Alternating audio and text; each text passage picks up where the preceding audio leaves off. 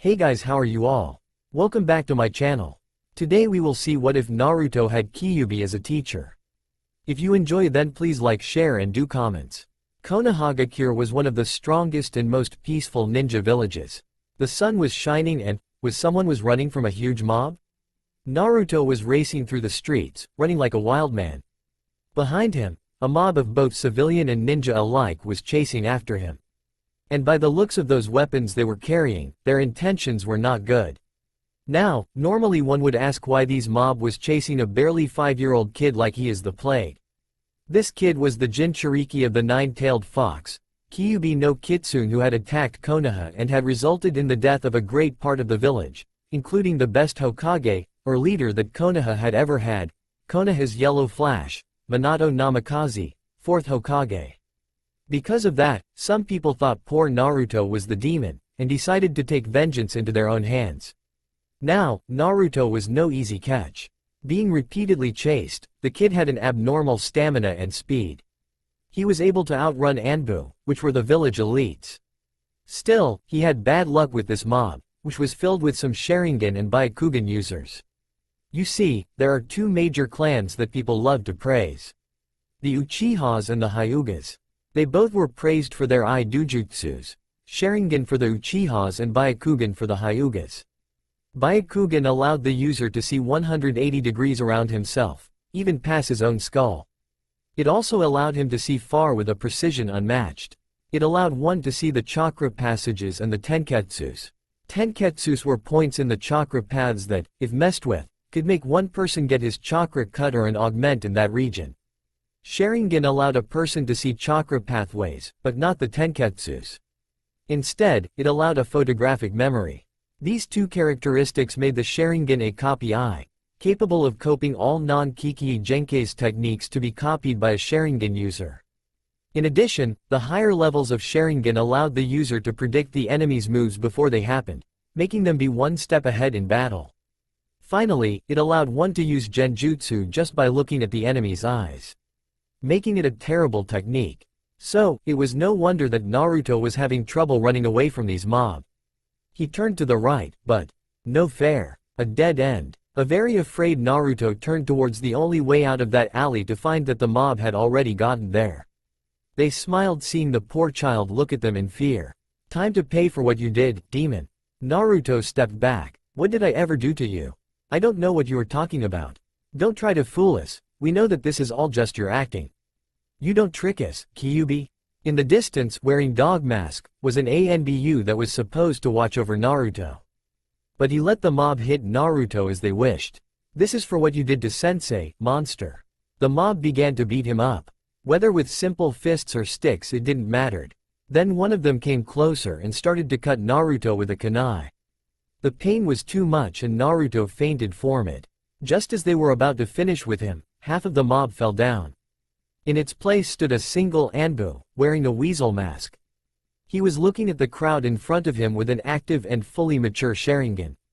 You all are scum. I must eliminate all of you. Even the shinobi in the group didn't stand a chance, as that was one of the most powerful ninja of the village, Itachi Uchiha. He was a prodigy like no other and was already a captain of an Anbu squad. So, in a matter of minutes, they were all dead. Itachi grabbed Naruto, and was surprised to see red chakra healing the wounds. Is Kyuubi healing him? But Itachi couldn't think about that now, he had to save Naruto. He was going to go to the hospital, but then remembered that there were people there that had tried to kill him before there. I have to go to Sarutobi, it's Naruto's only hope. In Naruto's mindscape, Naruto woke up to find himself in a sewer-like place. He glanced around, hoping to find something, when he heard a voice, "Ha, you are awakened. Come, young Naruto, we have much to talk." Naruto went towards the voice to find a huge cage. He then saw two blood-red eyes looking at him from the other side. Do you know who I am, Naruto? Kyuubi asked a surprised and frightened Naruto. Yes, and calm down, I'm not going to harm you. I'm the only reason you are still alive anyway. But you destroyed the village. Why would you help me? And why are you on a cage? Where are we anyway? Kyuubi was getting impatient with all his questions. God, do you have to speak that loudly, kid? And stop asking so many questions and maybe I'll answer you. Naruto went silent. Kyuubi sighed. Good, now about your questions. We are in your mind, and before you ask, I'm here because your fourth Hokage put me here. Impossible, he killed you. Kyuubi looked at him. No, idiot. If that was the case you would be dead too. Anyway, he didn't kill me because he was unable to. Instead, he was able to seal me in you. That is why I am here and why I am in this cage. And since I'm sealed in you, I would die if you died. I don't want that yet. Now, on to the other matters. I want to make a deal with you. Wait, what about why you attacked the village? And this proposition of yours? How do I know I can trust you? God, not this again. Listen, hear the deal and then you can ask your questions, child. Naruto shut up, immediately. Good, now the thing is, I don't want a weak host. That would be insulting. So I'm offering my teachings so you can become stronger and a summoning contract of the Fox clan. All I ask is when you are strong enough, you kill a certain someone for me, as part of my revenge. Now you can ask questions. Naruto thought for a while. Why do you want me to kill this person? And this seems a lot for me but little to you, don't you think? Those are good questions, kid. Now listen here, by making you stronger I'm making myself feared, so that is a win-win situation for both of us. Second, that man was the reason why I attacked Konoha anyway. You see, this man is called Madara Uchiha. He had developed a new level of Sharingan and that made him more powerful than I thought. It gave him the power to control me. He made me attack Konoha. He is the reason I am in this jail. You help me kill him, and I'll be forever in your debt. Naruto thought about it, and answered, deal. Kyuubi then speaked, since you are having the opportunity, I'll have you know that foxes have a more natural affinity with fire and wind, though there are some that dominate the kitsune arts. A set of magic powers and techniques that are very deadly. Now you have to wake up, the old monkey wants to speak with you. In the special infirmary, Naruto woke up to find himself in a white room smelling like disinfectant. Hospital. At his side, Sarutobi was sitting in a chair, smiling at him. Good to have you back, Naruto. Weasel was worried. Itachi saved me. I got to thank him for that. Sarutobi was taken a little bit back at this. How did you know that it was Itachi? He is kind to me even after Anbu time. I know the identity of all the Anbu that helped me. There is Itachi, there is Yugo and her team, and there is this guy named Yamaki. Then Sarutobi's eyes narrowed. What about a man named Kakashi? Gray hair defying gravity? Reading smut? Wears a mask even when he is off duty? That guy never helped me before, he helped the mobs catch me faster. Sarutobi's eyes darkened. He does, huh? I'll deal with him later. Naruto, tell me, is there something I should know? Naruto thought to himself, if I say I made a deal with Kyuubi then old man will try to do something about it. He answered, no, why? Maybe he didn't talk with Kyuubi yet. Let's hope so. Oh nothing, Naruto. The doctors say you should be ready to go. A few minutes later, Naruto was walking through the streets, trying to avoid getting the attention of people. He then turned right in a street, to find a couple of kids trying to kill a serpent. The serpent was green, with some patterns on her body. The intriguing thing was, 2 lotus flowers were on her head. I took the look from Kid Viper of the Secrets of the Furious 5. Hey, stop that! Yelled Naruto, getting the serpent away. We are going to kill that snake. Father said snakes are evil. One of them said. Naruto looked at them. This is a serpent, not a snake. Learn the difference. How about we kick your ass, then the serpents? Naruto looked around. There were 7 kids, he had no chance against them. So Naruto grabbed the serpent and ran away. At the forest, he stopped running and looked back. Long gone were those kids. He then put the serpent down. Go away, they can still find you here. The serpent looked at him, then bowed. Thank you for saving me. Naruto jumped in surprise. You talk. Yes, I belong to the serpent summoning clan. I came here looking for some flowers. I always liked the human world's flowers. But those kids tried to kill me. And you saved me. It was nothing, really. Still, I would like to give you something. I know, how about I let you take the trial of the serpent? If you pass, you can get the serpent's summoning contract and sign it. But, I'm going to receive a summoning contract already. Can I have 2? The serpent looked at him, a serious expression on her face. Is it the snake contract? No, the foxes. The serpent smiled. Then there is no problem. Just stay there. Then the serpent went into a chanting and symbols appeared on the floor. She then roared, summoning jutsu, the 3 judges. There was a puff and smoke filled the place. Then 3 serpents appeared. The first one was red and had green eyes, flame-like dark patterns on his skin. The second one was black with red eyes, toxic symbols in green filled his skin.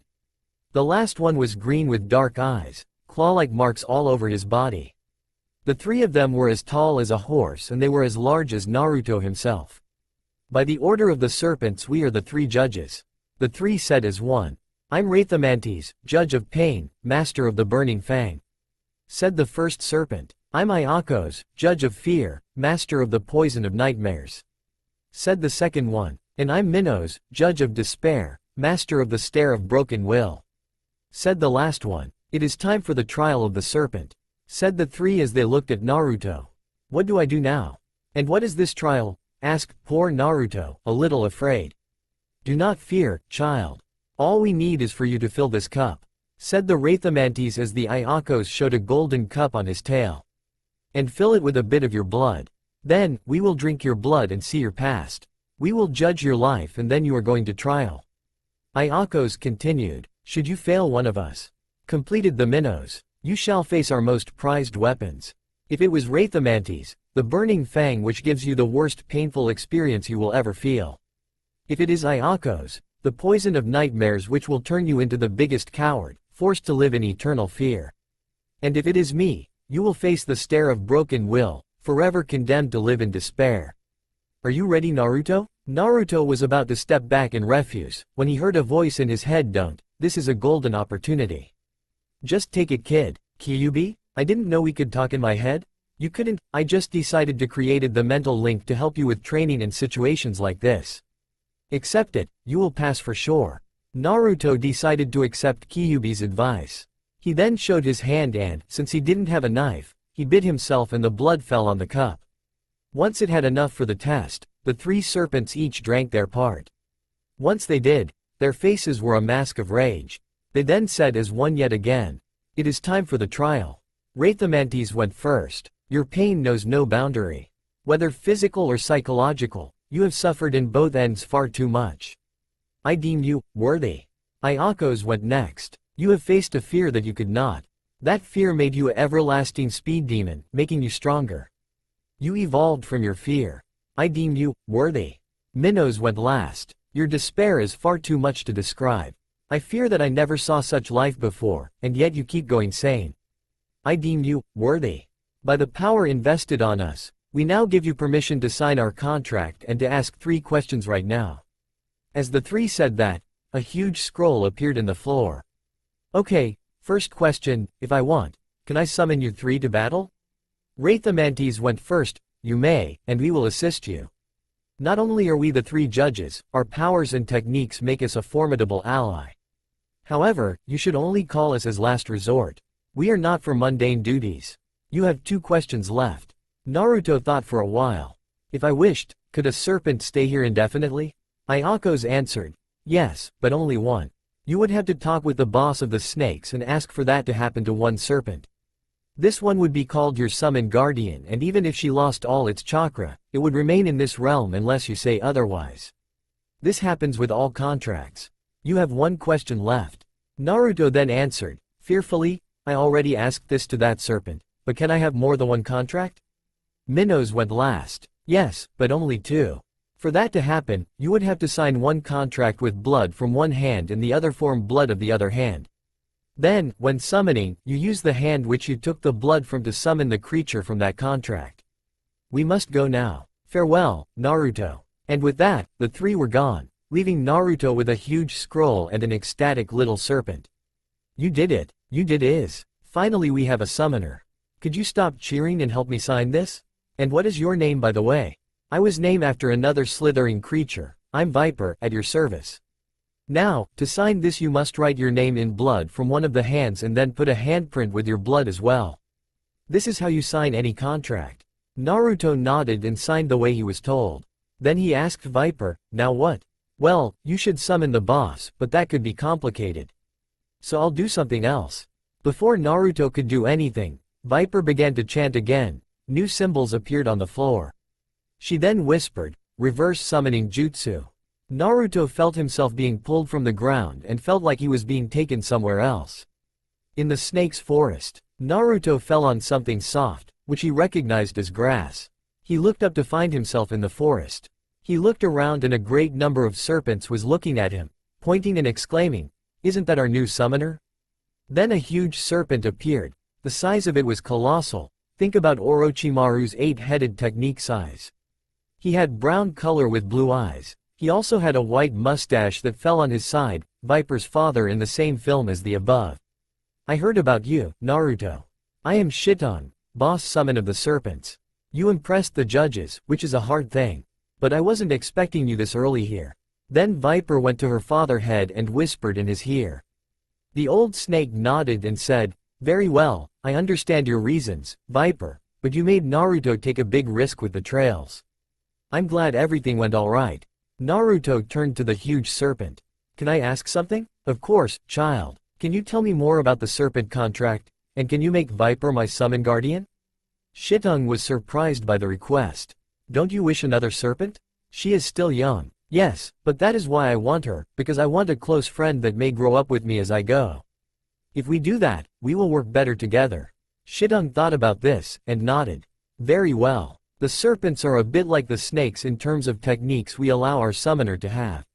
With the exception of, while snakes can swallow objects and keep them in their stomachs, we can't. But we do have an advantage. We can use elemental techniques, being our elements earth, water and thunder." Naruto nodded, then he raised himself up. "I must go now, time to sign yet another contract." Shitong couldn't resist to ask, "Which contract it is, Naruto?" "The foxes." "Ah, yes. They were old allies of ours. There will be no problem then." Naruto was glad Shitong had said that. With a wave of goodbye, he was back into the normal world. In the human world, he raised himself from the ground as he once again had fell face first on the floor. "Okay, Kyuubi, I'm ready." "Good, you shall see a scroll appear out of thin air." And as he said that, Naruto saw a huge scroll appear out of thin air. He grabbed it and made the same thing as he did with the last scroll, except with his left hand. He then asked Kyuubi, "Now, how do I summon?" "It's easy, just do these hand signs." Kyuubi then showed him the hand signs. Hit the floor with the hand of the creatures you want to invoke and say, "Summoning Jutsu." As you meet the clan, you get to learn their names, so if you want a specific summon, you can just do the same thing as before, but saying the name of the summon you want in the end. "That is it? I thought I had to chant something like Viper did?" "No, serpents had to do it because they can't do hand signs. For you it's different." "Okay, thanks." Naruto then tried, summoning Jutsu. There was a puff of smoke, and a small red fox appeared in Naruto's front. "I was expecting something bigger." "I wasn't, you are still young, you still need practice. For a beginner you did terrifically well." "Thanks." Naruto then turned to the young fox in the floor. "Hey, what is your name?" "Hikari, sir. You must be my father's host. I will follow what you tell me to." "Hey, Kyuubi, can she?" "Already taken care of, I knew you were going to want her as your summon guardian." Naruto smiled. "Things were going to be great from now on." Naruto has passed some rough years of hard training under the guidance of Kyuubi. Every day, he would go home looking like someone had tried to kill him, many times in a row. Ayame had asked him once why he looked like he was a dead man. "My teacher is a slave driver." Unfortunately, that reached the wrong ears as there were some people that were listening to the conversation and came to argue with Sarutobi about it. While the old man didn't thought much about their whining, the fact that Naruto had a teacher came as a surprise, and although he tried, he never found out who was Naruto's teacher. Not even from Naruto himself, who kept saying, "I'm my own teacher, old man." Sarutobi went as far as sending Anbu to watch Naruto train. Trustworthy Anbu, of course. However, one of the first lessons of Kyuubi was how to hide your presence by absolute. Naruto learned quickly how to hide his chakra and to hide his scent. He learned how to walk in complete silence and how to turn invisible in the middle of the crowd. He could blend so well, not even the people around knew he was there. Of course, Kyuubi could not teach him many jutsu. The thing is, Kyuubi's jutsus were far too destructive for someone as young as Naruto. Kyuubi ended up teaching only one jutsu to Naruto. Fire Style, Firefox Jutsu. This jutsu produced a fox made out of fire with one objective: destroy the enemy. Now, the good thing about the attack is not its power, which depends only on the amount of firefoxes produced. It's in the fact that these fire foxes were smart, and would track down the enemy as long as he is not too far away from the caster, because if they were, the foxfires would disappear before they reach their destination. He also learned the fox fighting style, the smart fire fist. A taijutsu that focused on tricking the enemy and using a chakra flare on the hands to increase damage. It was very hard to get the chakra control for it, but Kyuubi helped him with the tree walking exercise. Of course, he also got to know his summons better. Viper and Hikari became close friends and both were glad they had a summoner, trying to teach him everything they could about the summons. Flashback. So could you two tell me more about yourselves? Asked Naruto. What do you want to know? Asked Viper. Hikari had a look of curiosity in her face. Well, how about we make some kind of introduction? Likes, dislike, hobbies and dreams. I go first. My name is Naruto Uzumaki. My likes are you two for being my friends, Kyuubi-sensei, old man, Ichiraku Ramen, Itachi who is a brother to me and the Anbu that actually protect me. My dislikes are a one-eye pervert by the name of Kakashi, because the guy always helped the mobs find me, most of the Uchiha clan except Itachi, because they are a bunch of stuck-up assholes, the Hyuga clan, because they treat their own family like they are filth, the rest of the Anbu and the council, because they are always trying to get me killed.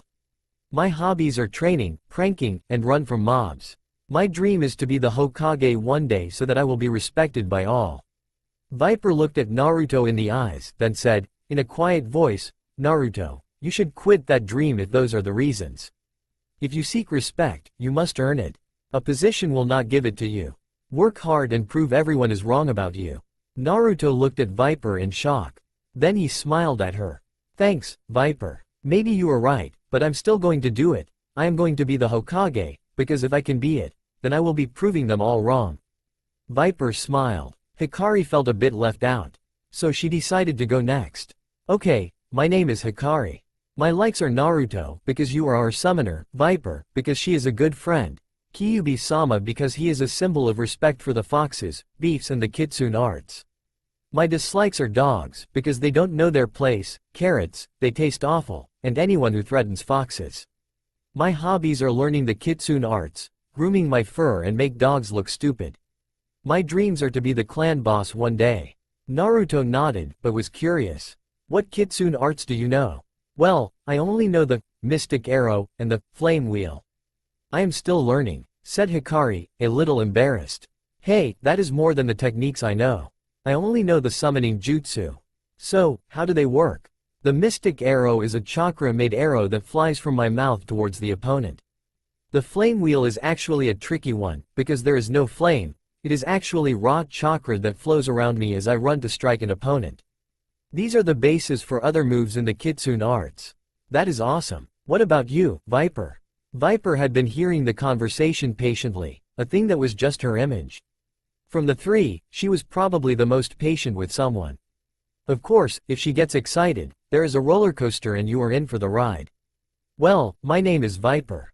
I like Naruto, same reason, Hikari, same reason, the serpent-style taijutsu, which I'm learning, my father shit on, because he is my role model and I want to be like him.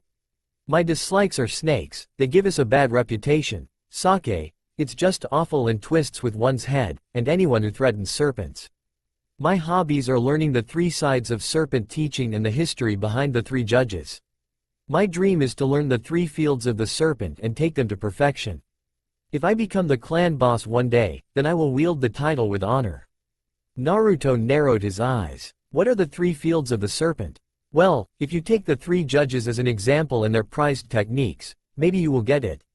Wraithamantis is the burning fang, which is his fangs covered in fire and he strikes the person, seeping liquid fire through one's body. That is a ninjutsu and it is the first field of the serpent. The second one is Iakos and the poison of nightmares. I think this one explains itself, poison. The last one is Minnows and the stare of broken will. It is an illusion that breaks the will of the victim, so the last field is genjutsu. Now a serpent has to know at least one of these fields, but the higher ranks know more than one or have them developed. My father has all of the fields in a mastery level, that is why he is the clan boss. Naruto nodded to this, then smiled. You guys have such cool families. Both Hikari and Viper giggled at his comment. Flashback end. After that, Naruto stepped up his training to become stronger. He wanted to keep up with his two friends, but the lack of jutsu annoyed him a bit. Viper was the solution. Flashback. It was one of those days that Hikari was not there, busy learning the kitsune arts, so Viper was left to watch out for Naruto. She saw how he ran in circles at a speed that was impressive for his age. But she could see something was wrong. He was frowning more than usual. Of course he already did when he talked with Kyuubi on his head, which she thought it was cute.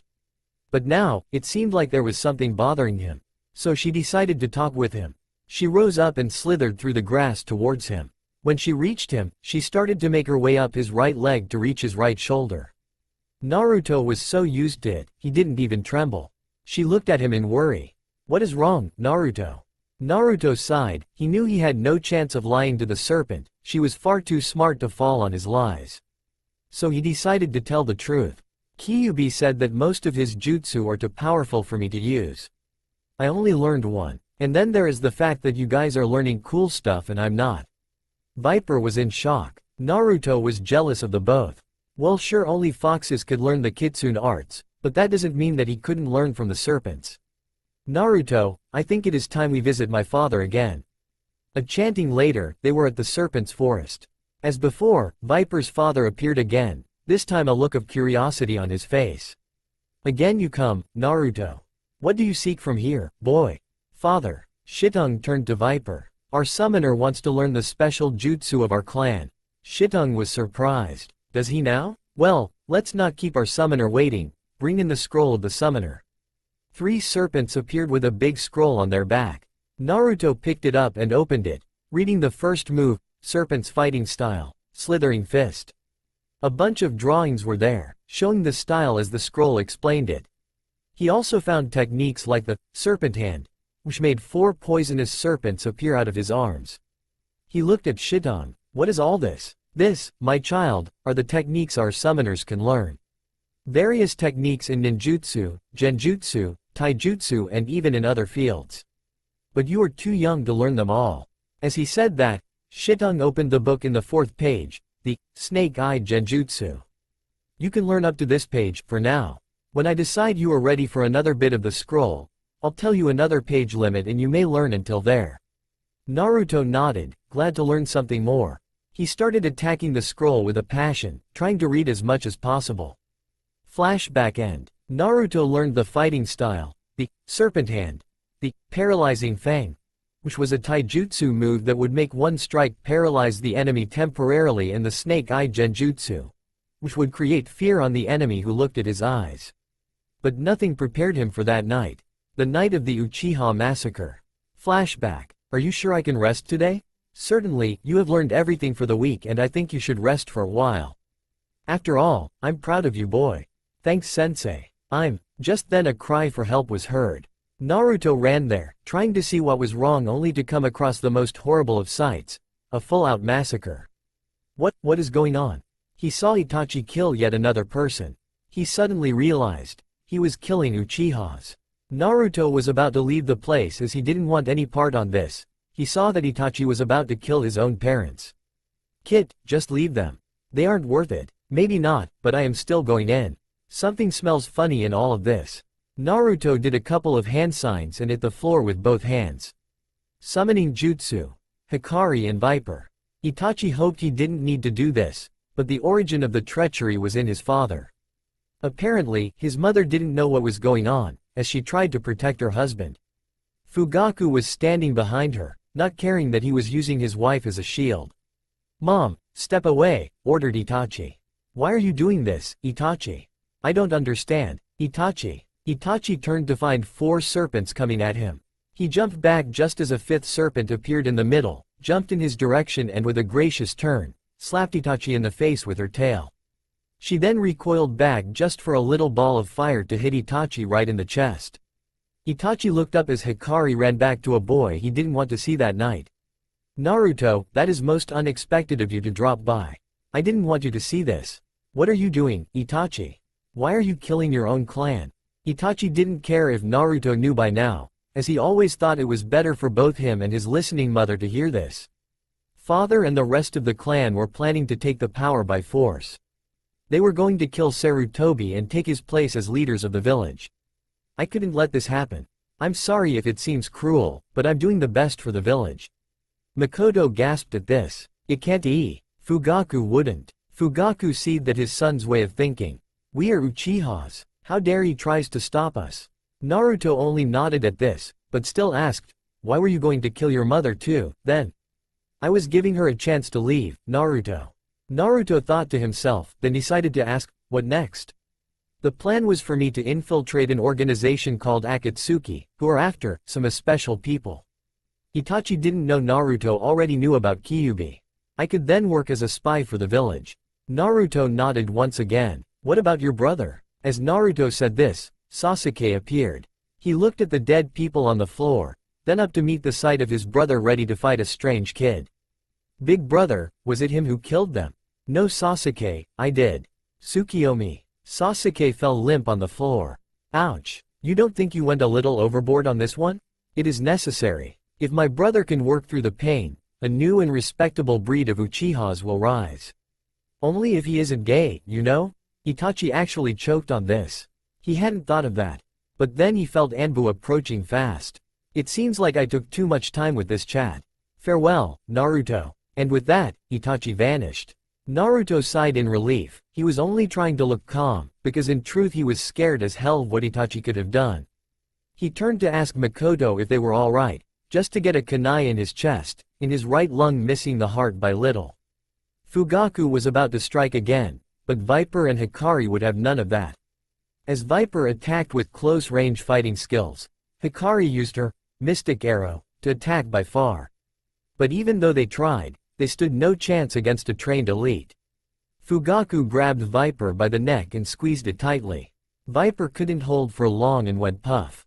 Fugaku then turned to Hikari and launched a kunai that hit the poor vixen in the tail. As she screamed in agony, Fugaku did a fire-style mini fireball rain to hit with the fireballs inside Hikari's mouth, burning the Hikari from the inside that made her go puff too. He was about to finish the job when Makoto stood in his front. What are you doing? They saved us. The village can't know we were saved by this demon. We would be the laughing joke of the century. The Uchihas will forever be a clan of respect. Now get out of my front. As he yelled it, he hit Makoto on the face, making her fall to the ground.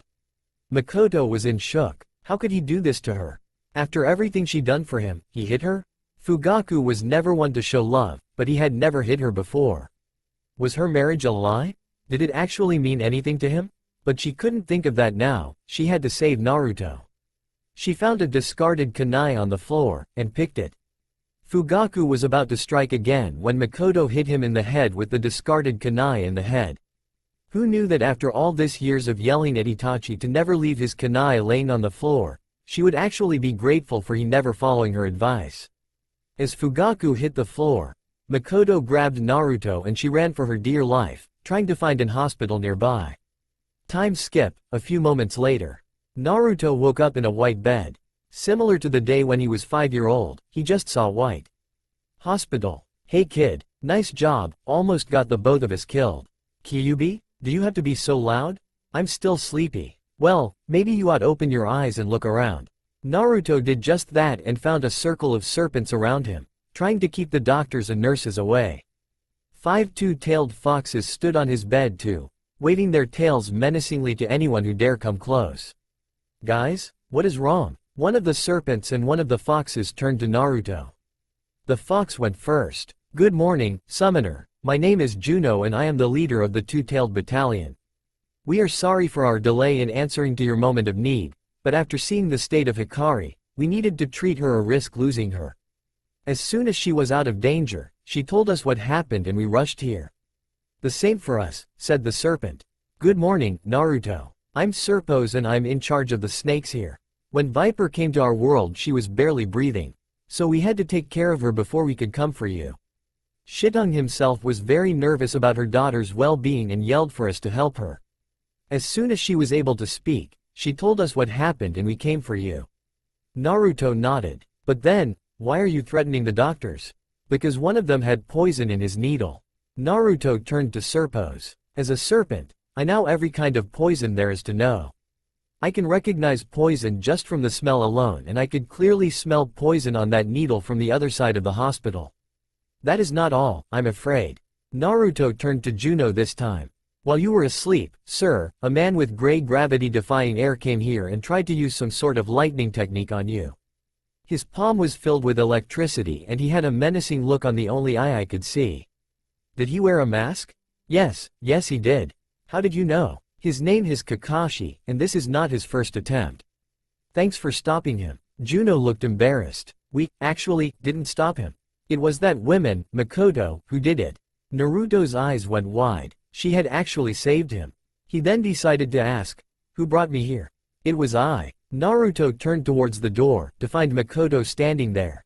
She smiled at him. It was the least I could do for saving me, Naruto. There was the sound of footsteps, and Sarutobi appeared in the room. Once he saw the two-tailed foxes, he got into a fighting stance. Wait, old man. They are only protecting me. Naruto. They are the servants of Kyuubi. How can you trust them? I do, because I trust Kyuubi, said Naruto as both Makoto and Sarutobi went wide-eyed at the statement. Naruto then told the story of how Kyuubi became his teacher, how he got 2 summoning contracts and the jutsus he learned.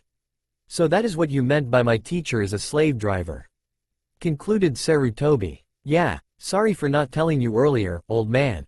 And you have 2 summoning contracts? Asked Makoto. Yes, foxes and serpents. Serpents? Are you sure they are not snakes? Asked Sarutobi, fear in his voice. I'm sure, old man. I know that snakes belong to a traitor to the village, but I trust the serpents. Sarutobi nodded at this. Very well, Naruto. I'll trust your opinion. Oh, Makoto, there is a matter I wish to speak with you. Yes? Now, don't take this the wrong way, but you were supposed to die that night. Both Naruto and Makoto looked at Sarutobi, eyes narrowed. Please hear me out. The thing is, everyone believes you are dead, including your son. Oh my god, I got to go back for him. It's too late. He already believes he is the last Uchiha in the village. Furthermore, if the council knows you are still alive, they will use you as a breeding machine for baby Uchihas. I can't allow that to happen. So what do I do now? There is a simple solution. Sarutobi went through a great number of hand signs. Then he hit Makoto in the forehead and a seal appeared. Sealing jutsu. Shapeshift seal. In a minute, Makoto was different. Her eyes were blue like Naruto's and her hair was a light brown. She looked at herself. The rest was pretty much the same, except her pale skin became more bronzed, like she had stayed a day in the beach just sunbathing. What happened to me? Just a seal I created. All we need now is a new identity and you will be able to live a normal life. I do have such an identity, but it comes with a job. What is it that I need to do? Asked Makoto, decisively. As you may have noticed, Naruto isn't in the best of conditions. Even with the help he is getting, he is still badly treated and I wish I could change that. So if you accept, I wish to make you Naruto's adoptive mother. Naruto and Makoto looked at Sarutobi in shock. Naruto then looked at Makoto, hope filling his eyes. He really hoped he could have a mother. But in his head different scenarios of rejection played themselves. Makoto was in a world of doubt. Could she really abandon her whole life, her son, for a new life? Then she looked at Naruto. You are so different than Sasuke or Itachi. Can I really do it? But then she remembered something. She was been given a second chance. What was she doing questioning herself? Hokage-sama, I accept. Naruto looked at Makoto in shock. Then tears fell from his eyes as he ran towards her and hugged her fiercely to himself. I have a mom. I have a mom. Naruto, said a sweet voice as she brushed Naruto's hair. Time to wake up, or you will be late to academy. And on your first day too. Naruto opened his eyes to see his mom, Makoto Uchiha, now called Miko Uzumaki, looking at him with that look that he came to love to wake up to. Miko had adapted well to her new life and role. At first, she was a bit tense. After all, she wasn't used to any other thing in her house. But Naruto was different. Every day he would come down and for breakfast, he would hug his mother, then jump to the table, eat his food, compliment her on the food and then go for training. Another shock was he actually told her every day which training ground he would be at or if he was thinking of going to the serpent's jungle. He had never mentioned going to the fox's home, and when asked, he would say, Kyuubi told me I wasn't ready yet, so I'll wait till the time is right. The thing that saddened her was Sasuke. He had turned into a dark, power-hungry snob. He acted like the village owned him everything and he was always brooding about killing his older brother. Miko had tried to visit Sasuke to change his ways, but Sasuke pushed her away, saying, "You don't know what it's like to lose your family being murdered by a relative. One you trusted. If only he knew the truth, screw it, he still would act the same way." So she decided to just give up on a lost cause and focus on her new charge. A bundle of joy with everlasting energy to boost. She still remembered the headache the council tried to make out of this. They even tried to destroy the adoption papers.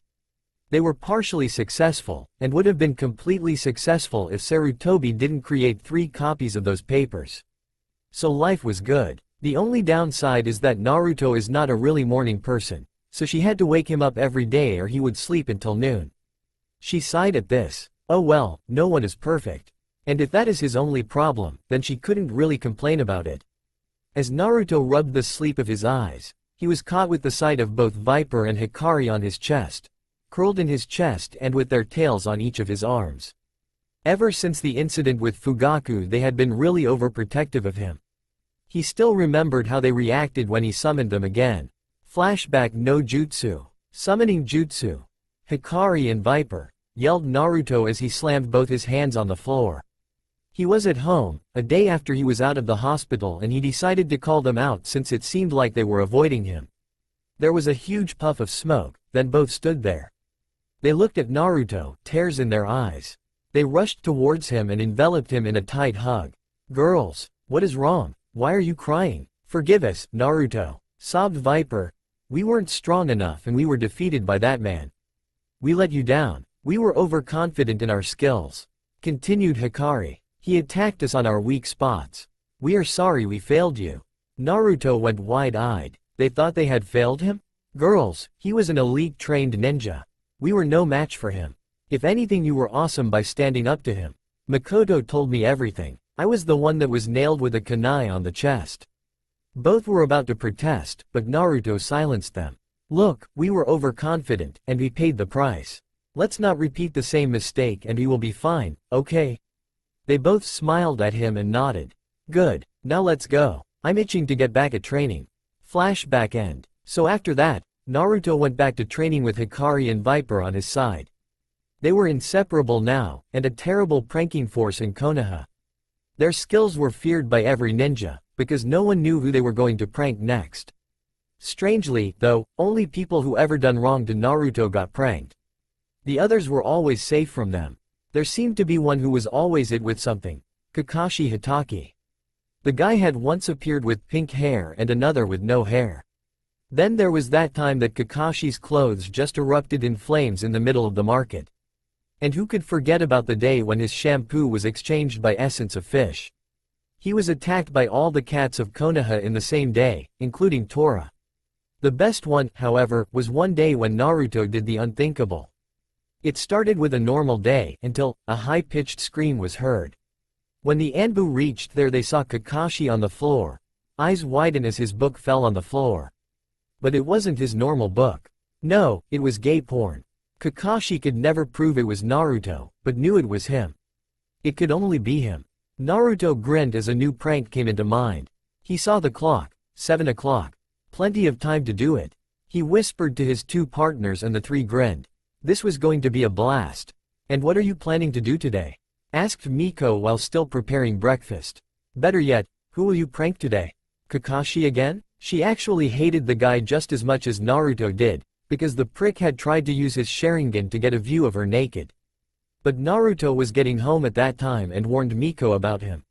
Let's just say that he deserved every bit of pain she inflicted on him. "Nah, he is out on a mission. I'm going to go after the Hyugas today." "Very well. Remember they use the Byakugan at 9 o'clock, 11 o'clock, 1600 and 1800. Other than that, it shouldn't be a challenge to you." Naruto grinned. Miko knew everything about the village defenses because Fugaku would sometimes leave the papers about it around the table and she would read them. "Thanks Mom. I promise I won't be caught." "I hope so." Maybe it wasn't a good idea of a mother to give this kind of incentive to Naruto to do pranks, but these had a lot of advantages. 1. It promoted his stealth abilities.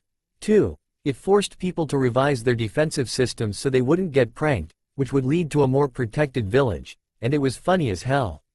Naruto ate his breakfast, kissed his mother in the face and then ran to his bedroom to get change, hoping to start his plan before it was time for the academy to start.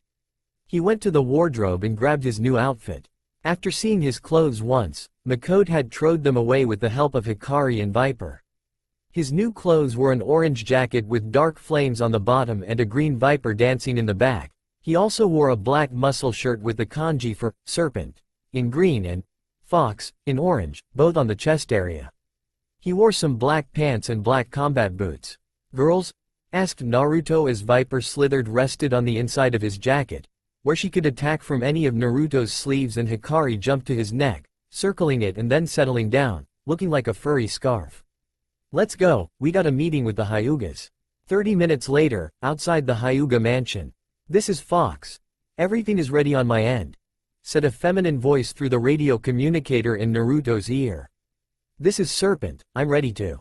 "Okay, this prankster. Start plan in 5, 4, 3, 2, 1, go." All hell broke loose as chickens, ducks and geese filled the halls of the Hyuga mansion. The Hyugas were still sleeping except for the branch house, with whom Naruto actually sympathized and always warned before the pranks. As the main house was coming out of their bedrooms, they never noticed that their clothes had a strange glister on them. They only noticed when they came outside and the feathers started to stick to their clothes. Glue. Their clothes were filled with glue. And with all the feathers in the air, everyone was doomed to become giant feather balls. The only ones that escaped this were, once again, the branch house, Hinata and her sister Hanabi. The branch house was warned and had avoided the main house corridors. Hanabi and Hinata were lucky, because they had woken up sooner than the others to train earlier. Naruto, Hikari and Viper laughed as they saw their handiwork. It was brilliant, the perfect plan put to action. "This was priceless," yelled Viper between laughs. "I know, I never had seen so many feathers on a human before. Maybe they are a new breed?" joked Hikari as she rolled on the floor. Naruto whipped a tear out of the corner of the eye, then froze as he looked up. "Girls? We better run now." Both looked to find all the main house looking at them. "Yeah, we better go now," said Hikari as she started to step back slowly. "I agree. See you around," said Viper as she slithered back. As if someone had ringed a bell, everyone started running. Ones to save their lives, others to avenge their honor. It was how many people woke up by the yelling of both sides of the run. There was, however, one person that watched the run with interest. That person was Enko Mitarashi. She was bored and with nothing to do because the Hokage didn't have a mission for her today, unless she wanted to do D-rank missions. Yeah right, as if she would be caught doing that shit again. No way. But just as she was about to go for Dango, trying to calm herself, she sees a kid with a bunch of geese in cages. She was actually admired as to where he got the geese, but when she saw what he had done with them, she had actually rolled on the floor. The kid was a genius. Now he was outrunning all the main Hyuga. This kid is fast, and he doesn't seem to tire anytime soon. And he is smart, if he was able to prank the Hyugas. Interesting. Maybe there is some hope for new ninjas in this generation yet. Let's see what he does next. A few minutes later, at the academy. The teacher looked at the class. He loathed the day he had lost that card game at the beginning of the year. Because of that, he got the worst year, the first one. Iruka was a lucky son of a bitch. He got the last year, the easiest one. As the teacher was calling the names, he noticed the name, Naruto Uzumaki, on the paper. He decided to go right past that one and call for the next one on the line. Once he was done with the calls, he was about to just put a miss in Naruto's paper when a shadow appeared over the him. "Teacher, why didn't you call my name?" asked a voice he didn't want to hear.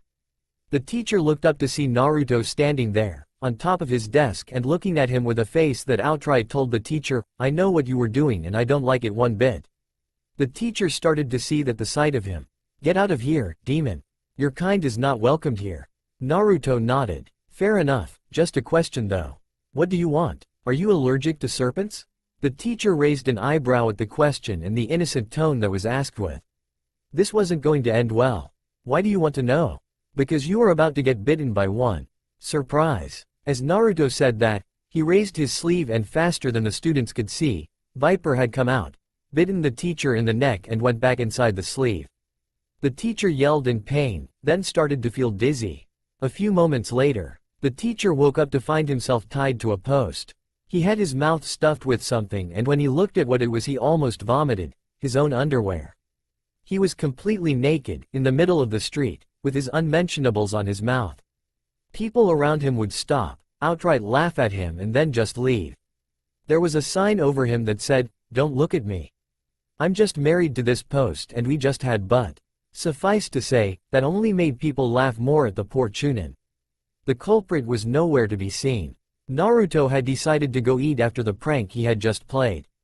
Just as he was going from rooftop to rooftop, he was complimenting Viper. "Congratulations, Viper, your poison is really great, you know? It's just a sleeping poison, nothing much. But I am proud of it, too," said Viper, glad she was being praised. "Hey, I helped you carry that idiot and tying him up. Don't I deserve a compliment?" pouted Hikari, feeling left out. "Of course, Hikari, you did great too. You shouldn't be jealous though, I like the both of you equally. Never forget that." This made both blush. Then both looked at one another and in a gestural language Hikari said to Viper, "We will talk about this later." Viper nodded. This happened without Naruto knowledge, as he was looking for a place to eat. Hey girls, why not try dango today? It might be good to try something new," asked Naruto as he was coming close to a dango restaurant. They both nodded at his suggestion and they entered the dango restaurant. The problem was that Naruto never had dango in his life, so he was kind of undecided about what to order. Just as he was about to just turn back and go for ramen, a voice was heard. "Hey, Brad, give him the beginner's dish and put it on my account."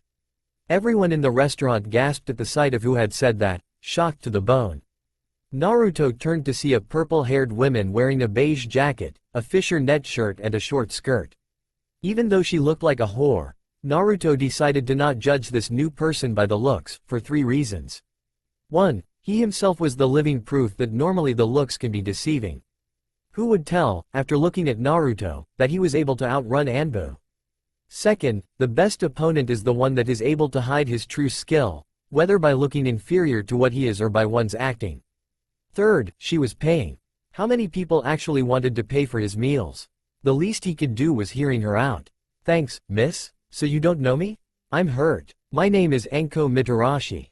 Ring any bells?" Naruto's eyes widened. The Anko Mitarashi? One of the persons that was in charge of the interrogation of people in Konoha? Naruto had heard about her from his mother, and how she was her friend when she was still Makoto. From what he heard about her, they were both very similar in terms of past. "I'm honored of meeting you, Anko Mitarashi. No need to talk like that with me, kid. There is no honor here. Just me paying some dango to a person that caught my interest. That prank you did to the Hyugas was excellent. It was nothing, really. I just knew when to strike. But the one that caught the most my attention was what you did to your new teacher. That was hard." Naruto's eyes hardened. "Wouldn't you have done the same thing if he had come to your face and called you a demon? I think you more than anyone know what I'm talking about." Anko was shocked. "How do you know about that?" "My mom told me about your past. She told me how you were a student of a man who became a traitor and then you got blamed for it too." Anko was actually surprised. "I didn't know you had a mother. Who is she and how does she know so much about me?" Quote, "I was adopted recently, her name is Miko Uzumaki. She took me in a few weeks ago. And I don't know how she knows, you will have to ask her personally." Naruto actually knew how, but didn't want to tell. "I just ask that you don't kill her. She is very nice to me." There was a pang of pain in Anko's eyes, one that didn't go unnoticed by Naruto. "Is something wrong? Did I say something?" "No, I just used to really like this woman, Makoto Uchiha, but she died a few weeks ago at the hands of her own rampaging son. She was a very close friend, and one why bitch. The name is very close to Miko, so forgive me for my reaction." "No need for that," said Naruto. "I understand." Anko's smile came back. "So kid, if your teacher isn't going to teach you, want a hand on that?" Naruto looked at Anko in the eyes. "What? I asked if you want me to help you learn what the academy should teach you. Mind that you will have to be sometimes without me, as I have missions too." "So what do you say?" Naruto was shocked. "Why would you help me?" Anko shrugged. "Because I like your pranks, and I have been bored. Besides, don't expect me to go easy on you. Naruto laughed at her silliness. I wouldn't want it any other way. Oh, by the way, what is the beginner's dish? It's a dish with a dango of each kind. That way you can try and see if you like any them. Naruto smiled. He had a feeling that this teacher was the right kind for him. As the dango came, Naruto offered some to his teacher and then both started eating their meals as they discussed their plans for the new training. Hikari and Viper would steal some food in the middle of their talk. Anko finally noticed the serpent, and her eyes went wide. The serpents? But I thought that the contract was lost? It was, but I saved one of the members from death, passed the trial of the serpent which I will not talk about as each summon is their own, and got permission. Anko then noticed the subtle movement of Naruto's scarf. What about that, Einstein? Hikari is my second summon, answered Naruto as Hikari showed her head. She belongs to the Fox clan. Anko whistled. I didn't know you could summon 2 clans? As Anko said that, she thought to herself must be Kyuubi's doing. So, let's get started. Anko grinned. When I'm done with you, you will wish you had never said those words. Time skip. That night, Anko was really impressed with her new student. They had used the morning for physical training and sparring and it was only her experience that allowed her to pass Trough without a beating. Seriously, the kid had the skill and 2 unpredictable styles of fighting. Then they used the afternoon to check what jutsu he knew and she was shocked that he knew some clan jutsu already. Of course they were the basics, but still. That is when she realized he didn't know the 3 required by the academy. So she passed the day teaching Naruto the henge. It was actually a surprise to find he had such a good chakra control, which he answered by saying that was one of the first things he trained in his life.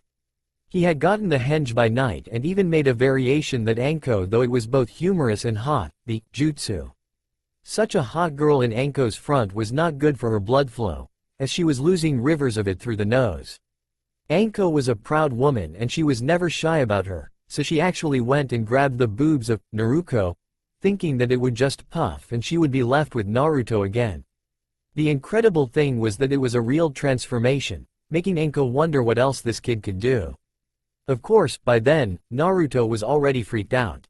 She explained as just checking if it was a real transformation or a henge. But now, it was dark and the kid was panting on the ground. You did well, kid. Thanks, sensei. Sensei? Yeah, you're teaching me after all, so the title suits you. Not really, kid. It makes me feel old. They both laughed, then the kid said, Hey, want to spend the night with us? I'm sure you might find a surprise or two. Anko was a very curious person, so when he said that, it was like seeing a fish bite the hook. Alright, Buster, let's see what surprise you have there. They waked together towards Naruto's house. Hikari and Viper had left to train in their clans, so they walked in silence. That is, for as long as Anko can keep quiet. So, was it your new mommy that forced you out of those horrible jumpsuits? Naruto grumbled. They were not that bad. But yes, it was her, with some help from my summons. Anko laughed. That had got to be priceless. But you know that those clothes are not really stealthy. These are my training clothes.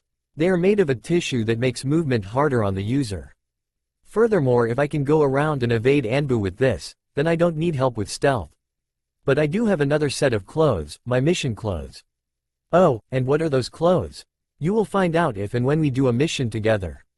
Anko pouted, but nodded. A good ninja always kept a thing or two for himself, even the most insignificant of stuff. They had reached Naruto's home. Naruto knocked on the door. Mom, I'm back from training and have a surprise for you. Anko was a bit surprised, but kept herself there. Maybe his new mother was someone she already knew? Oh God, what if she had tortured her before and now she wants revenge? Miko came to the door. There was a moment the world stopped as both Anko and Miko looked at each other in absolute shock. Anko? Makoto? Do you have your stuff, Naruto? Pens, papers and prank bag? Asked Miko as she helped Naruto with his stuff. Mom, I prepared everything yesterday night while you and Anko didn't let me sleep with your moans and yells. Seriously, silencing seals are not that expensive. Miko blushed. The last year, both Miko and Anko had become an item. Naruto was really happy at the beginning, but he didn't know one thing about Miko. She is very loud in bed. Guess we did forget something yesterday, sorry Naruto. Naruto sighed. You know I have nothing against you being together. If anything, I'm happy you found someone. But today is my genin exam and I wanted to at least look presentable to it. But now I look like I have been killed and brought back from the dead. Miko laughed at Naruto's comparison. To tell the truth, she knew he was just messing with her. Naruto, as soon as he heard her, activated a silencing seal outside her room. She knew because she found it activated in the morning. Plus Naruto looked well rested, just acting to tease his mom. I understand, but don't be so nervous, you will pass it for sure. Remember what I taught you for the written part. Kyuubi and the summons prepared you for the throwing shuriken and taijutsu part. And Anko got you 2 of the 3 needed jutsu for the last part and then gave you a good substitute for the last part. This was true. Indeed, Miko had helped him with the boring lessons of history, making them more interesting with a bit of acting on her part. Kyuubi and the summons had trained him to the bone for his body to be ready against any opponent, and his aim was near perfect. He had learned the henjin substitution. Due to his still large chakra reserves, he couldn't do the bunshin, but he learned from Anko a nice technique from the same family of techniques. Cage bunshin jutsu. He was so good with that one it became one of his favorites. Okay, see you when I am Rookie of the Year. I know you will be, but don't boast about it so loudly, you will demoralize the other kids. Joked Miko. Naruto then smirked, made a cut in both his hands, then a bit of hand signs later. Summoning jutsu. Hikari and Viper. Hikari and Viper appeared on his front. She took their original positions. Viper inside Naruto's jacket and Hikari around his neck. But not before they had looked at each other significantly. They did have that talk. The talk. So, Hikari, care to tell me why you were blushing the other day? Asked Viper, pointing at Hikari. Guess for the same reason as you, Viper. Face it, we like him really much. He is kind, loving and caring. But he is also funny and smart, with all those pranksy plans. And he is very protective of us and, oh, there is too much to tell. Viper nodded. Yes, there is. He keeps us going and inspiring us to be better, but at the same time he works hard to improve himself. One cannot help but to fall for him. They both sighed, then looked at each other. Does this mean we will have to fight for him? Asked Hikari, not liking the idea. No, there is only one thing we can do. We will have to wait for Naruto's choice. The one he chooses will have to do her best to make him happy. That is all. What if he chooses someone else? Viper was in thought about this. Then we will make sure that that someone is one that can make him happy. That is all we can do, Hikari. Hikari nodded at this. Then both returned to their trains, trying to get stronger for the guy they love. Talk end. Good morning, ladies. I hope you are ready to kick ass. Do you need to ask who said this? Of course we are. We are so going to leave those genin on the floor. Yelled an excited Hikari as her tail wagged. I agree, said Viper, equally excited. This is what we have been training for, to be the best. Then let's go. At the academy, everyone was talking loudly, some saying they would pass, others nervous that they would fail. Sasuke was seating at one side with all his fangirls in seats near him and, is that a fanboy? No, it's Sakura yelling at Ino again. In that moment, Naruto entered the room. Everyone turned to see the new kid, admired about his looks. These were some of the thoughts. Who is the new kid? Better show him I'm top dog. WW who is TT the new KK kid? Humph, he is nothing compared to an Uchiha. Just another wimp to bite the dust. Whoa, he is hot. Maybe more than Sasuke. You win forehead, you have Sasuke, the new kid is mine. Well, he is cute, but Sasuke is hotter. Buzz interesting, he might be the strongest in here. Buzz yes, I have to watch this one closely. Troublesome, a super kid just entered the room. And what is with the fox in his neck and that, is that a serpent? I wonder if this kid will accept a eating contest with me? Most of the girls were looking at Naruto with hearts in their eyes. Viper and Hikari see that this. Most of those bimbos won't even make genin. The two thought at the same time, stop looking at my man. Naruto looked at the kids around, trying to see where he should sit down. He found an empty spot near Sasuke, but ignored it. He saw another near a kid with black sunglasses and a high collar jacket. An Aburame, quiet but smart. The type of guy the first can sit down next to. So, to the shock of all, the new kid sit near Shino. They were quiet for a while, then Naruto extended his hand. I'm Naruto Uzumaki. May I know your name? Shino raised an eyebrow, then said simply, and without acknowledging the hand, my name is Shino Aburame. Naruto then made a goofy face. You know, when one has his hand like this, you're supposed to shake it. Shino was surprised. Naruto knew he was an Aburame and still wanted to shake hands with him? Shino smiled. Maybe there was hope for a friend. He decided to do a test and, as he shook Naruto's hand, he slipped some bugs into his hand. Naruto laughed. Those tickle a bit. So this is the type of bug that Aburame use, said Naruto as he looked at his hand. Shino smiled behind his collar. Now he knew this kid could be a friend, if he wasn't disgusted about his bugs. These are the basic ones. However, from my clan, one can choose different animals to form a hive in them. My uncle is killer wasps. Really, that is so cool. The only downside is they eat your chakra a lot, don't they? Asked Naruto. One gets used to it, replied Shino. Can I ask why you don't seem disgusted by my bugs? It's not bugs that bother me, answered Naruto. People are sometimes far more disgusting than any animal can ever hope to be. Shino nodded at his logic. Coming from the Aburame, logic was an essential thing and his was correct in every sense and form. Just then, a kid with a dog in his head got in front of Naruto. Naruto didn't even blink. Could you move? You are blocking the light.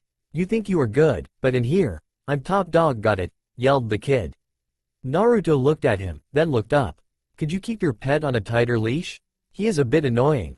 Everyone laughed at this. The kid looked at Naruto. What did you say? Hey, if the problem is that you are top dog, I can get you neutered. Simple and fast. Everyone broke down laughing. The kid looked at Naruto, then smiled. Never heard that one before. I like your style, man. Name is Kiba, and the little guy over me is Akamaru, said the now identified Kiba as he extended his hand. Naruto shock it. Naruto Uzumaki. Nice to meet both owner and pet, whatever way the thing works. Kiba laughed at the joke. You are not that far from the truth. In the Inuzuka clans, both dog and human take care of each other. So at some times, he is my owner. Naruto laughed at the information while Shino sniggered at Kia. Just then, Iruka came in the classroom. Okay, people, let's all sit down so we can start the written test. After that, you will meet Mizuki outside. Any questions? Seeing as no one had questions, Iruka started giving the papers out. As the papers were being given, Viper did a quick scan to the paper. Naruto, wait a moment. I think there is a minor genjutsu in your paper. Iruka saw the serpent and confused it with a snake that was going to attack Naruto. Without even blink, Naruto raised his hand and grabbed Iruka's arm as he was going in for the kill. The kunai in Iruka's hand was at mere millimeters of Viper. Naruto, what the hell are you doing? She could be a spy for Orochimaru, yelled Iruka as he tried to pull his arm back. But the thing is, he couldn't. Naruto had such a strong hold of his arm that he couldn't even tremble. He looked at Naruto and saw ice-cold eyes looking at him. Iruka-sensei, first, I will give you one chance to apologize to my summon. If you don't, I'll get pissed. Second, she couldn't be a spy because she is a serpent and Orochimaru uses snakes. Last, you should be trying to look after the guy who put a genjutsu on my paper. Because this I could have failed this part if Viper, the serpent here, hadn't found the illusion. Iruka was livid. He had never seen Naruto act like that. He was even more livid when he saw that Naruto was right. It was a serpent and there was a genjutsu on the test. Okay, Naruto. Just let me take care of the test. First apologize to her, yelled Naruto without letting go. Iruka gulped, then turned to the serpent who was looking at him.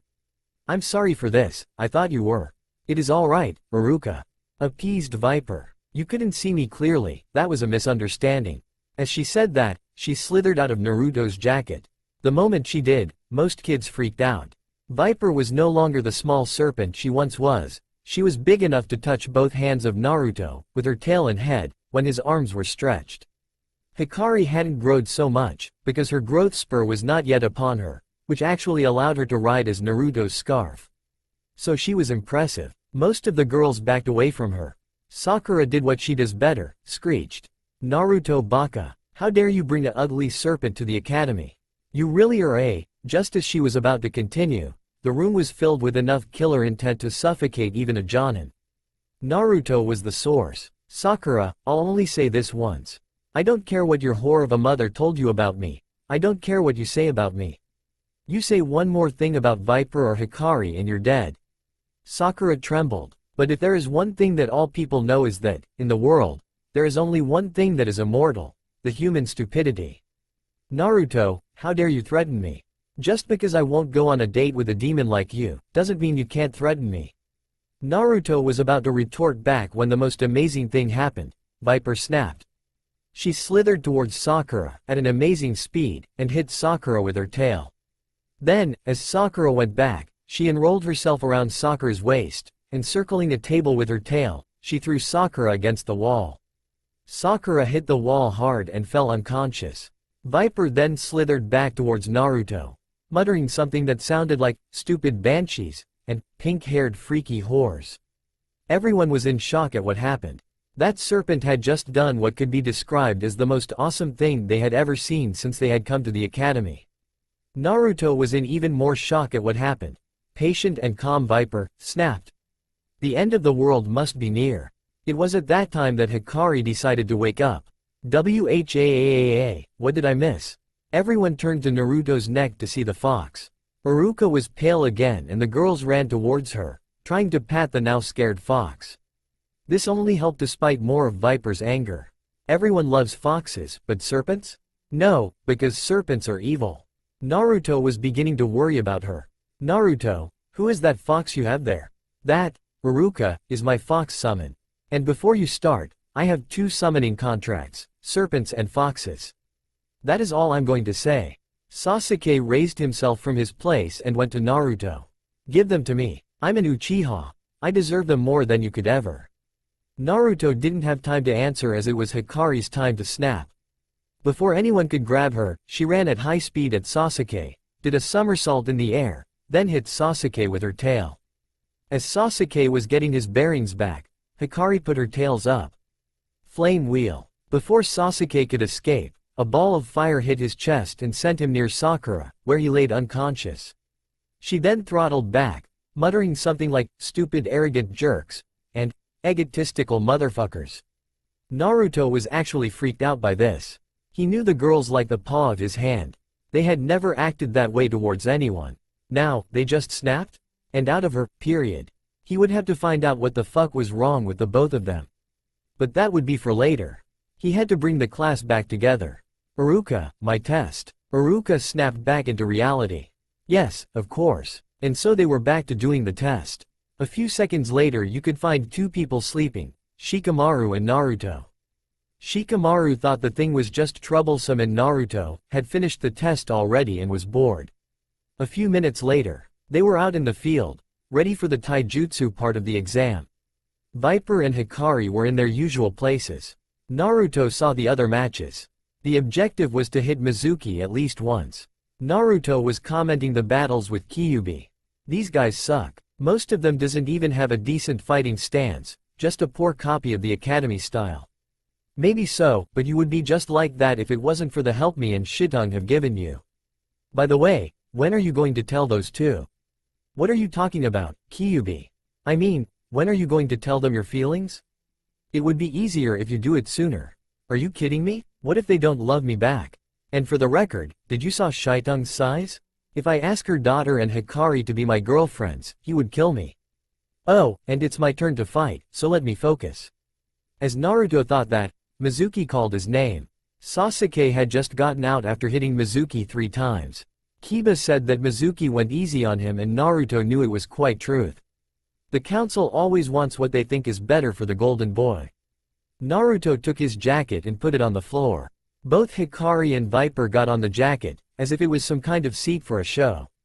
Naruto then went to the stage. He looked at Mizuki and saw a glint in his eyes he knew all too well. It was one of hate. Okay, Naruto. If you can hit me, you pass. Naruto then got in the fighting stance of the smart fire fist. Legs bent and hands held close to each other in a circle position, looking at the opponent. Chakra flared in his hands like a blue flame. Naruto, this is a taijutsu match. You don't need chakra. For my style, I need. You will see. The match began and ended in less than 10 seconds. Mizuki went to strike Naruto with a punch in the face. Naruto grabbed and turned the fist away as he touched Mizuki in the chest. A blast was heard and Mizuki fell out of the ring, clothes with chakra burns. Everyone was silent. The new kid had beaten Mizuki in less than 10 seconds. The only ones that weren't frozen in shock were Hikari and Viper, because they knew already of that ability, Shino, who was studying the taijutsu with interest, and Sakura, who was screeching again.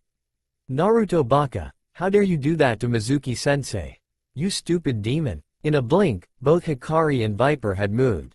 They were upon Sakura, and this time, Viper bit her in the leg.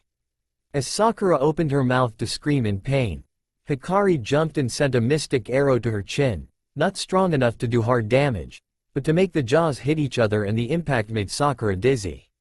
Then, both Hikari and Viper flicked Sakura with their tails as a whip and threw her against the wall again. Would you shut up? Some of us have sensitive ears, you know, yelled Hikari. Yeah, and just for the record, nobody likes the billboard, pink-haired banshee screaming at them. Everyone was in silence, until Ruka came out, saw the mess and asked, what the hell happened while I was correcting the written exams?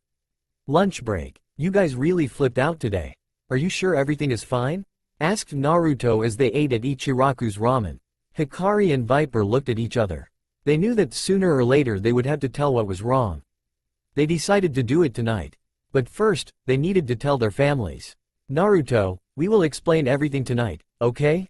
Just be patient until then. Asked Viper. Yeah, it is just until tonight, okay? Please, pleaded Hikari. Naruto looked at them, and nodded. Fine, but I want a full explanation. Okay, yelled both. Oh, Naruto? Viper started, a bit unsure. Can I go visit my realm while you take care of the rest of your exam? I need to speak with Dad. Me too? Mommy and I need to have a talk, said Hikari. Fine, but I'm still waiting for both of you tonight. At the academy again. Okay, time for the object throwing test. Yelled Ruka. You can choose 10 kunai, or 10 shuriken, or 10 senbon. All you got to do is hit the maximum of targets with the objects you choose. The kids started the exercise. Most got 5s and 6s. Nothing major. Sasuke got 9 in 10 each the shuriken. Naruto went up, and grabbed 10 of each. Naruto, it is only. But Naruto had already started throwing the objects. In each target, in each center, Laid nailed a senbon, a shuriken and a kunai. Everyone gasped and Sasuke fumed at this. Again he defeats me, how? How is he so strong? I have to get his power, in order to defeat him. As this was happening, in the serpent jungle, Viper slithered towards her father, who was meditating in the high threes. Father, may I have a moment of your attention? My daughter, you always have my attention. You make me proud with your progress every day. As Shidong said that, he stretched. Now, what brings you here? Did Naruto already pass his test? No father, not yet. Viper then sighed. Father, I don't know how to say this, but, what I'm trying to say is, oh screw it, I'm in love with Naruto. Shidong looked at her daughter. Do you? Yes father. Me and Hikari both love him and we were thinking of telling him tonight. I want to know if you allow this. Shidong looked at the sun in the horizon. You know, today I had a meeting with the 3 judges to talk about Naruto. You know that given the methods of our judges, most of our summoners have had hard lives. Viper looked at her father as he continued. Well, I talked with them and was able to get to know more about Naruto, and can even theorize some things. Shidong then looked at Viper. Have you ever wondered why he lets you be with him at all times, even in his sleep? Why he allows you to go in his jacket as he goes in town, so close to himself? Viper shook her head. Shidong then answered, because before Yuto came, he didn't have any kind of nice contact. His life has been a constant pain. Any kind of close contact he had with other people were with the doctors and the Hokage, who was always too busy. In other words, he found in Yuto what he needed, a loving contact. Viper gasped. She had no idea that the fact that they were always there for him was so important. Shidong continued. You two became living pillars of his spirit. Without you, he will fall. That is why I agree with this. Viper smiled. Thank you, father. Shidong smiled. You may even show the advanced henge of the summoning clans. But no kids just of yet. I'm not old enough for grandchildren. Father. In the fox den. Mom? Mom? Where the hell is she? Mom? Yelled Hikari as she ran through the cavern. The fox realm was a den in a mountain, so it could be difficult to find someone in there, as both the mountain and the den were massive. I'm here, my child. A smooth voice was heard as Hikari was involved in a six-tailed hug. The tails belonged to a yellow fox that was laid on the floor. Now, what is all this racket about? Don't tell me you have gotten your summoner in some kind of trouble. Mom, it is not that, yelled an angry Hikari. Kaisei, her mother, was a very loving vixen, but liked to tease everyone a lot. It's about him, but it's different. Kaisei raised an eyebrow. I'm listening. Hikari bit her lip. The thing is, I love him. Kaisei's eyes widened at this. Really? Yes mom, me and Viper do. We are going to tell him tonight. Well, good for you. I hope you can be very happy with him. Hikari was shocked. Her mother was very easygoing, but that was a bit too much. Why are you taking this so well? You preferred me yelling something nasty? I have my reasons. 1. The other summons always have something nice to say about Naruto, so I know he is a good kid. 2. Remember that I have a mate mark with Kyuubi? Hikari nodded. It was no secret that her mother was the mate of Kyuubi. Well, I have talked with him and he praises the boy very much. So I have nothing against. Hikari smiled. Thank you, Mom. Show him the advanced henge tonight, that will make him go crazy about you. Oh, and use condoms, I don't want to be a granny yet. Mom, at the academy. Okay, people. Time for the ninjutsu segment of the test. All you have to do is show us the henge, the substitution and the bushin. Then you can get extra points if you do one more technique for us. Explained Iruka as he and Mizuki sit on a chair next to a table. Iruka then showed a list of names. When I call your names, you come here. And so it began once again.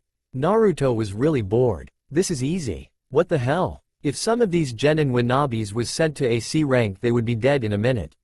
Sasuke was the one that was getting the best punctuation on this. He did a very good henge, a nice substitution and 5 clones. Then he did the Kaden fireball jutsu. Everyone was amazed about a genin with that jutsu. Naruto snored on his place. Boring. When it was finally Naruto's turn, he jumped out of his chair and landed in front of the surprised teachers, already hanged. He was the 4th Hokage. Both teachers were appalled by the similarities. Iruka even thought that maybe it was truly Minato Namikaze, until Naruto cancelled the henge. Okay, Naruto. Now I want the substitution? In the middle of the sentence. Iruka had somehow appeared in the middle of the room. He looked back and saw Naruto near Mizuki, cleaning his teeth with a stick. Okay, Iruka was once again in his place. Now, the bushin. In a moment, a single hand sign and the room was filled with Naruto's clones. Both Iruka and Mizuki were appalled by this. They had never heard of someone doing so many. Well, Naruto, do you want to do anything else for extra credit? Asked Iruka. Yes. Naruto then closed his eyes. When he opened them, he went through a series of hand signs and yelled, Kaden, Firefox Jutsu. 10 foxes of fire appeared besides Naruto, all of his size. They began to wander the classroom, looking at the other kids with a predatory grin. Then they turned and went out through the window and they hit the floor. The pillar of flames they produced was so hot, it made people sweat like pigs. Then, a black scorch mark remained on the floor. I'm done here. Can I get my headband now? As Iruka nodded dumbly, Mizuki seethed. There goes my fallout guy. That means that I will have to steal the scroll myself. Naruto was coming of academy, a paper stating, congratulations in being the rookie of the year, in his hand as well as his bag being filled with some prizes. A set of kunai and shuriken and 2 jutsu scrolls. One for the transparency jutsu, and the other for a jutsu called chakra pulse, which allowed one to send enemies back a bit. The jutsu wasn't powerful enough to hurt, but it was useful to get time for another jutsu and to keep guys away from you. He stood there, watching as all the other kids were running to their parents. He got a little sad because he couldn't see Miko or Anko there. But that soon changed as he felt 2 chakra signatures just behind him. He turned around and saw both of them, Miko and Anko, talking with Iruka. Didn't I tell you Miko that he would be rookie of the year? Shrimp is just too fucking awesome to be compared with these losers. As Anko yelled that, the parents of those that had passed the genin exam glared at her. Not that she cared, anyway. Don't get the kid too cocky, Anko. Reprimanded Miko. We both know what an oversized ego can do to a person. Author screams in outrage. What the fuck do you mean? Miko takes a step back defensively. I was talking about Sasuke. Oh, okay. Mom, Anko, yelled Naruto as he ran towards them and jumped on their arms. Oh, calm down Shrimp, joked Anko, until she saw that Hikari and Viper weren't there. Where are your pets? Weren't they with you? Naruto growled at this. They are not my pets. Oh, are they your fuck buddies then? Everyone except Miko and Naruto were shocked at the language. Naruto was shocked at the insinuation. Anko. Come on, Anko, quit teasing the poor kid. Miko thought it was funny, but the poor kids were getting shocked at them. But seriously, Naruto, where are those two? They went to their summon realms. Naruto answered. They were acting weird today and when I asked them, they said they would tell me tonight but they needed to go back to their realms. Miko and Anko looked at each other, then looked back at Naruto again. What do you mean, weird? Asked Miko. Yeah, their period was ended last week. So spill it, kid. Demanded Anko and Naruto knew it was better to tell than face a curious Anko for the rest of the day. As he told what happened, both women had similar thoughts. Doesn't he realize they snapped because he was the one being insulted? By Miko and Shrimp is really dumb sometimes. Genius, but dumb. By Anko. Shrimp, you better wait for tonight, it's better they tell you. Said Anko, with a serious tone in her voice. Naruto looked down on the ground. You mean you don't know what is wrong with them?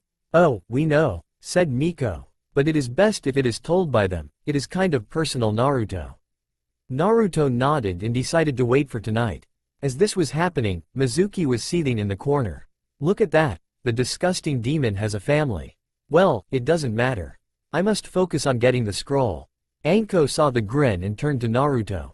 Hey Shrimp, I got to go to a meeting of Jonins to decide the teams and such, you should go with Miko now. Then she whispered in his ear, keep an eye on Mizuki. I don't know but nothing good will come out of that. Naruto nodded at this and Anko disappeared in a puff of smoke. In the Hokage's office, 2 hours later. The Jonins that this would take students were standing there, all in the Hokage's front. All? No, an annoying silver-haired one-eye porn-reading bastard wasn't there. He was late again, 2 hours. Sarutobi was about to summon the Anbu to get him when he finally appeared. Yo, sorry I'm late, but there was a. Spare me from your ridiculous excuses, Kakashi. Now, do you have any student you request? Asked the Hokage. You see, even though the final word was of the Hokage, the Jonins were allowed to request students and state their reasons. Or to refuse students and state the reasons for that. For example, a Jonin who knows absolutely nothing of Genjutsu can refuse a Genjutsu master Wanabe Genin. Yes, as a matter of fact, I do. First, I request Sasuke Uchiha, since I'm the only one with an active Sharingan and so I can teach him better than anyone else. The other Jonins got angry at this proclamation. Just because they didn't have the Sharingan didn't mean they weren't good teachers. But Sarutobi only said, do you have anything more? Yes, I request Naruto Uzumaki on the grounds that he can create a friendly rivalry with Sasuke to make him work harder. The last student, I have no requests or refuses. Sarutobi nodded, then said, very well. Team 7 will be made of Sasuke Uchiha, Sakura Haruno, and Sai. Kakashi's only eye widened. Sir, what about Naruto? You forgot about him in my team. As a matter of fact, I didn't. There was another Jonin who requested Naruto for an apprenticeship. Kakashi looked around. Guy wouldn't be, he is too focused on his new mini-me. Asuma wanted the new Ino Shika Cho team and if he knew Kurenai would choose Hinata. Then who choose the boy? I did, fucking Cyclops. Kakashi turned to find Anko looking at him like she was about to kill him. Now, a normal person would look and stay quiet to not get further problems, but this is Kakashi. Anko-chan, very nice prank. Now can I get my student back? Not the right thing to say. I don't know if you heard well, Kakashi, but I took the kid as my apprentice. What makes you even think that you have any rights to him? Kakashi's eyes narrowed. But I need him, in order to spike Sasuke into training. So you would sacrifice Naruto for that prick, Sasuke? That is low, Kakashi. Way too low, even for you, said Anko in a poison-filled voice. Sasuke is the last Uchiha, he needs all the help he can get. Besides, who cares about that boy anyway? Not like he is that much impressive. The room grew quiet. Then everyone, even the Hokage, laughed at the guy's stupidity. What? Asked a surprised Kakashi. Kakashi, he not only is better than Sasuke, he was given the title of Rookie of the Year. He got a perfect score, and that is not counting with the extra points for that extra jutsu. Answered the Hokage. Kakashi's eyes widened. He was in so much shock that he didn't move. Can we finish this reunion? I have a horny hot MILF waiting for me, yelled Anko, getting the desired effect as all males flew back with a nosebleed and Kurenai shook her head at her behavior. Sarutobi was the one that came to his senses first. Very well, you are all dismissed. As the Jonins left the room, he then pressed a button in his desk. Sent in, the cleaning people.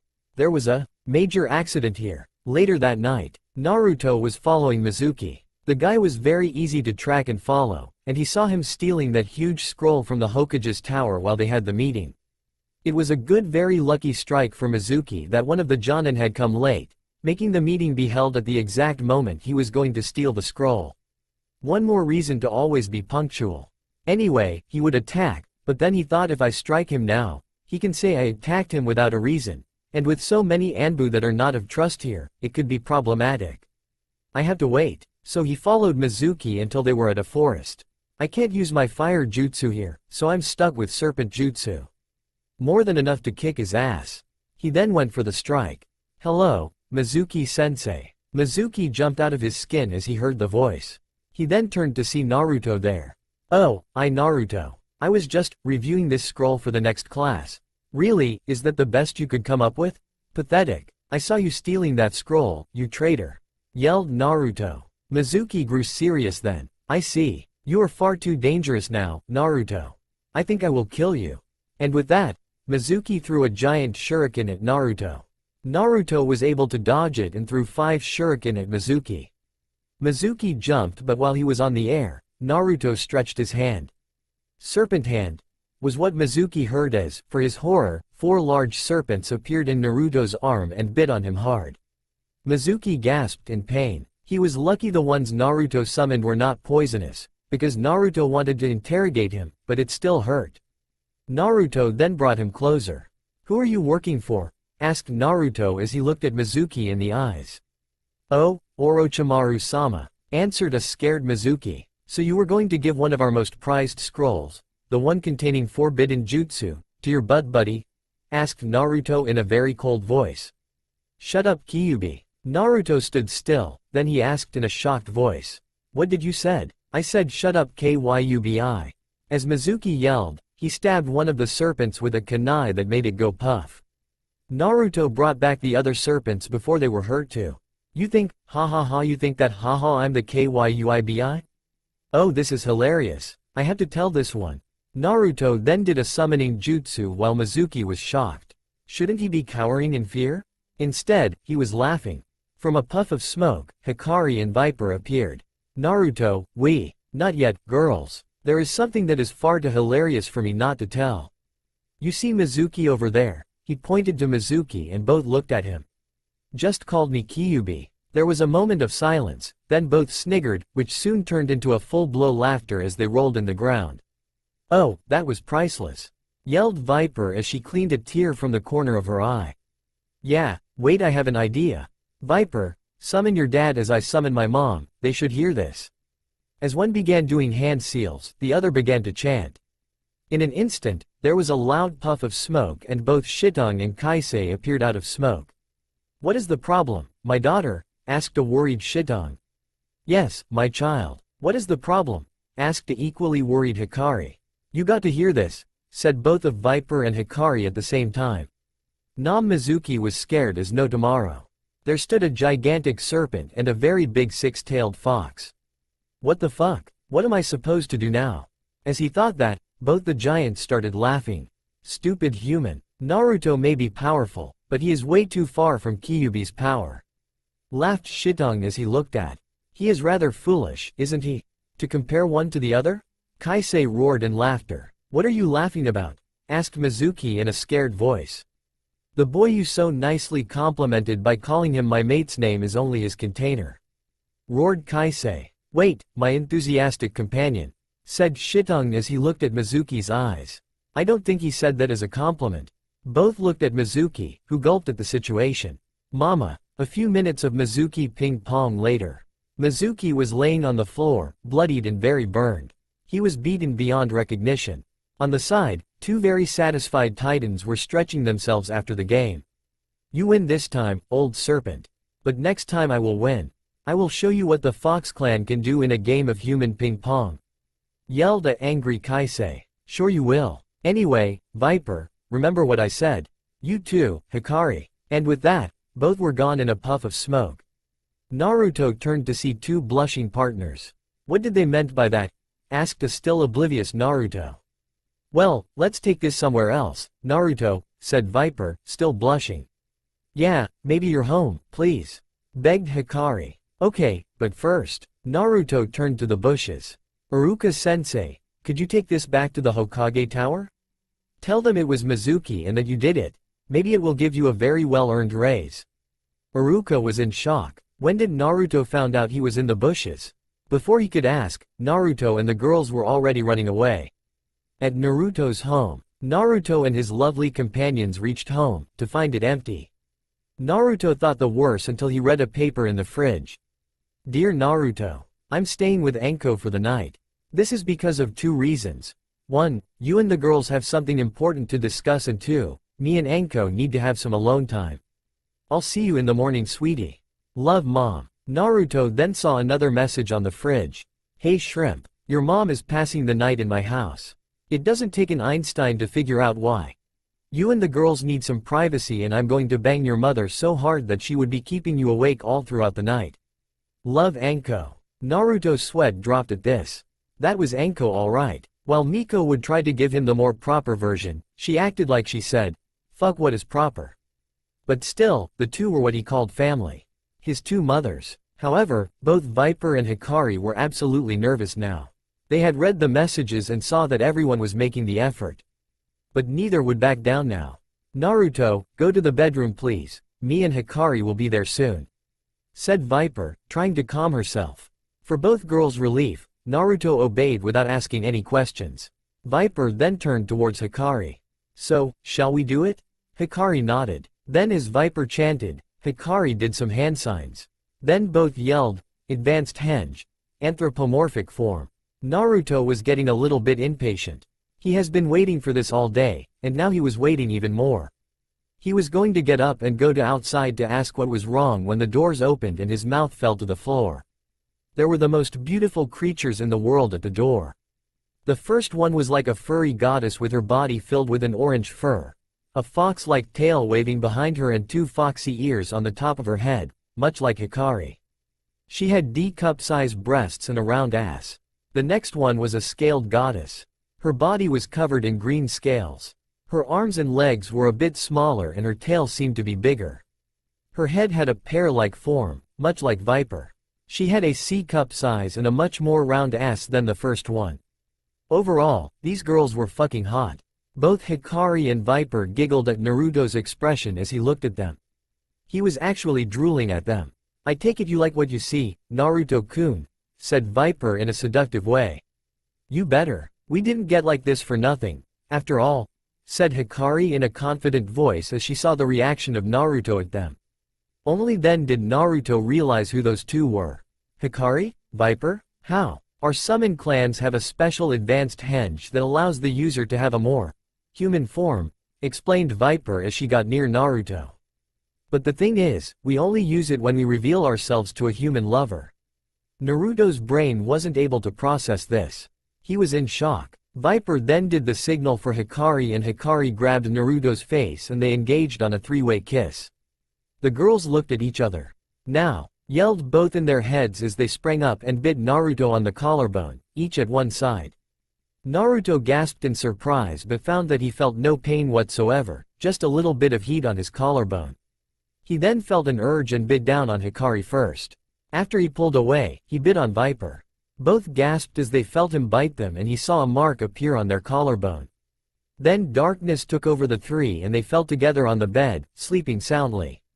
With Miko. Miko was tied to bed, breathing hard after she had come. Anko was putting a large double-side vibrator that they had just used on the table and was now joining Miko on bed. As she untied Miko, she heard her ask, "Do you think they are fine?" Anko smiled. "You know the ninja code. Old enough to kill. Besides, he is getting the writing of his life, of course he is fine." Miko sighed at Anko's way of thinking, but she was probably right. So she decided not to think anymore as she embraced her and both fell asleep. At the Hokage's office, Sarutobi was on the floor, a huge nosebleed painting the ground. In the table, a crystal ball was showing Naruto's room and the people in it. He had tried to check on him to see if everything was fine and found the scene of his life. So that is why he wanted the advanced henge scroll. Naruto woke up the next day to feel two weights over him. He opened his eyes to see Hikari and Viper, in their advanced henge state, snuggling up to him. He then looked at the two and saw a blue spiral-like tattoo in both of them, in the place he had beaten both last night. He knew what it was his mate mark. He then heard a low whistle from the door. "Nice, Shrimp. You got two hot pussies clinging hard to you and you are only 12. I am so proud of you," said Anko with mock tears in her eyes. "Anko, get out," whispered angrily Miko as she made Anko leave the bedroom. But before leaving, she spared one glance at the girls. "She is right, that's two nice pieces of ass if I ever seen any." Then she walked out. Naruto was red as a tomato. The only reason he wasn't yelling or moving was he didn't want to wake the girls yet. He was thinking to himself, "I'm gonna get you for this, Anko. And when I do, God have mercy on your soul because you will die of embarrassment." Just then, his two girls stirred. They opened their eyes and looked at Naruto, smiled up at him, then engaged the blonde in a three-way kiss. Naruto enjoyed this, but knew the moment Hikari was starting to bring her breasts closer to his face and Viper's tail coiling around his member that he had to remember that they needed to get up. "Girls, remember that we have to go to the academy to know which team we are in," said Naruto through grunts of pleasure. "Damn, and now that we were just starting," said Hikari, with a pout. "I agree, Hikari, but Naruto is right. Besides, we can have him tonight," said Viper with a predator smile. Naruto shivered under the smile. Then both girls looked at the collarbone, and both smiled. "You should check out the new tattoos, Naruto. I think you are going to love it." Naruto got up, then went to the bathroom and saw himself in the mirror. At his right side of the collarbone, a red fox was howling. On the left side, a green viper was coiled. "They are cool, but you two have got a tattoo of your own," said Naruto. Instead of going to the bathroom, the girls decided to look at the tattoo in each other. Since it came from the same person, it was the same. They loved it. Then the three heard a voice. "Hey, are you three running up there or what?" "Anko," thought the three. Then Naruto got dressed in new equipment, his true ninja equipment. No more reason to kid around. Time to make others see he was dead serious at his dream, becoming Hokage. So his ninja suit was dark blue cargo pants, bark blue shirt and green Jonin-like jacket. He had a scroll in each pocket and the sleeves were a bit loose on his shirt to allow the serpents to come out when he used his serpent hand. His headband was in green cloth and he used dark blue ninja shoes. Both Hikari and Viper smiled at the change. He looked more professional, more mature, and definitely more powerful. Hikari took her position in his neck while Viper took her new position around his waist, since he didn't use the open jacket anymore and by this she could pass as a belt. Naruto then jumped through the window and used his chakra to stuck on the wall. He walked down to the next window and saw it opened, as usual. He then entered through it and yelled, "Good morning." Both Anko and Miko smiled at Naruto. Then Anko sniggered, trying to look like most Jonins would. "Shrimp? You are still a genin. I know, but these makes others see I'm serious about becoming Hokage. Besides, I like the clothes," answered Naruto. "And no matter what, a ninja is always allowed to wear what he wants," completed Miko. "That is why you, my dear Anko, are allowed to use such provocative clothes." "I suppose," sighed a defeated Anko. But then she saw an opportunity waited for Naruto to start eating his pancake, and so did Viper as she slithered to the table to start eating and Hikari too. All to ask, "So, how was the best rump of your life?" The three unprepared victims had one reaction only. They gagged on the food. As they coughed, Miko looked at Anko sternly. "You had to do it when they are eating?" "Hell yes. Their expressions were priceless," yelled Anko. Naruto glared at Anko, renovating his threat that he would get her and humiliate her. But Viper and Hikari smirked. "It was amazing. I didn't knew one could sew such things with an advanced henge," yelled a happy Hikari. Anko got interested. "What did he do?" Viper then slithered up to her and whispered in her ear. Anko got a perverted smile on her face. Data boy, I'm so proud. Miko then coughed. Shouldn't you guys go to the academy? Naruto looked at the clock, then continued eating peacefully. Once he and the girls were done, he made the girls slither up his arm and off they went towards the academy, jumping through rooftops as they went. At the academy. Alright, everyone, I'm gonna read the list of teams now. Let's see, said Iruka as he started with the teams. After a while, Team 7. Sasuke Uchiha, Sakura Haruno and Sai. Your Junin is Kakashi Hitaki. Sasuke did the traditional Uchiha agreement signal, the HN. Sakura squealed like a pig and shouted about true love conquers all and some more insane stuff. Everyone looked at Sai and he said, simply, what? Stop looking at me, I'm not showing you my penis. Everyone bristled in anger, except for 3 persons that were in the ceiling, laughing quietly at his answer. Moving on, next we have Team 8. Shino Aburame, Hinata Hyuga and Kiba Inuzuka. Your Junin is Kurenai Yuhi. Shino nodded his head, Kiba snickered and Hinata, well, behaved like always. Okay, Team 9 is still in circulation. So we go for Team 10. Ino Yamanaka, Choji Akamichi and Shikamaru Nara. Your Junin is Asuma Sarutobi. Ino banged her head. Choji looked a little sad at her reaction but hid it from view with his bag of chips. Shikamaru snored. Then Ino raised her hand. Sir, what about Naruto? Iruka was about to answer her when Sasuke beat him to it and decided to be an asshole. He probably cheated and was forced to stay another year. I should have known no one was better than an Uchiha. Hey, Teme no stick flipper.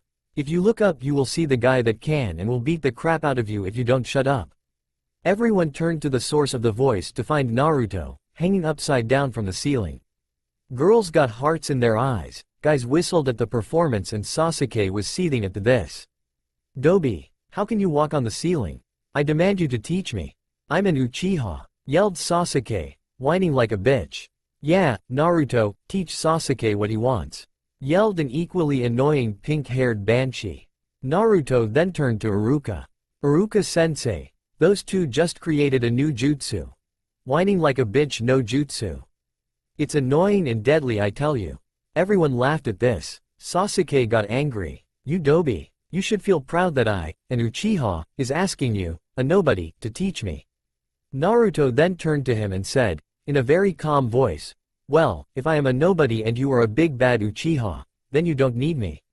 Naruto Baka, you are just an orphan loser. Your parents were probably ashamed of you and left you behind. When those words were told, Viper and Hikari sprang to life. Viper threw herself at Sakura, enrolling her arms and making her punch herself. Hikari was preparing a jutsu. When she was ready, Viper released Sakura and Hikari yelled, Kitsune Bai. Sakura was burned by a small flame in the chest and said to the floor. How many times do we have to tell you? Akamaru would have gotten it the first time and he wouldn't need the beating.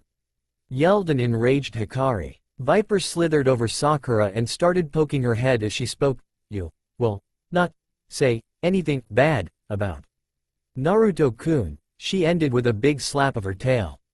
Then both came back to Naruto's grasp. There now, that is enough. Haruno Teme must have learned her lesson this time. Come on, Iruka has yet to tell us what is going to happen now, said Naruto as he looked at Iruka expectantly. Iruka shook his head. Naruto will always be Naruto. He then looked at the paper and his eyes widened. WTF? Naruto, you were taken as an apprentice by Anko Mitarashi. Everyone in the room was quiet. All had heard of Anko and were doing their silent praise for Naruto. But the most surprising thing came out of Naruto's mouth. Awesome, I get Anko as a teacher again, isn't that great, girls? Very much so, said Viper, in her usual calm voice. If we have Anko, we are sure to cause chaos and havoc wherever we go. Yeah, no hold back, just spreading pure destruction and embarrassment, yelled Hikari. The kids looked in shock at the three. Were these guys crazy? Dude, you are in over your head, said Kiba as he came closer to Naruto. Anko will fucking neuter you with a rusted kunai if you piss her off. Really? Asked Naruto. Last time I checked, it was with a spoon. No, Naruto-kun, it was with a piece of wire, commented Hikari. You are both wrong. She threatened to give the guy's balls to her snakes. Commented Viper. Kiba looked at the three, then shook his head. You are the dead man, not me. Well, not really, said Naruto. He then called Shino, and when he was close he told both, listen up, Kurenai is a man-hater except for Asuma. The reason why is that Asuma saved her from some guys that tried to rape her. In resume, you guys are screwed. Come on, she can't be that bad, said Kiba. Naruto looked at him. Kiba, even if she doesn't do anything against you, she will most likely focus on the girl of your group, Hinata. And while she needs help as being the weakest of you three, she will do her best to ignore you guys.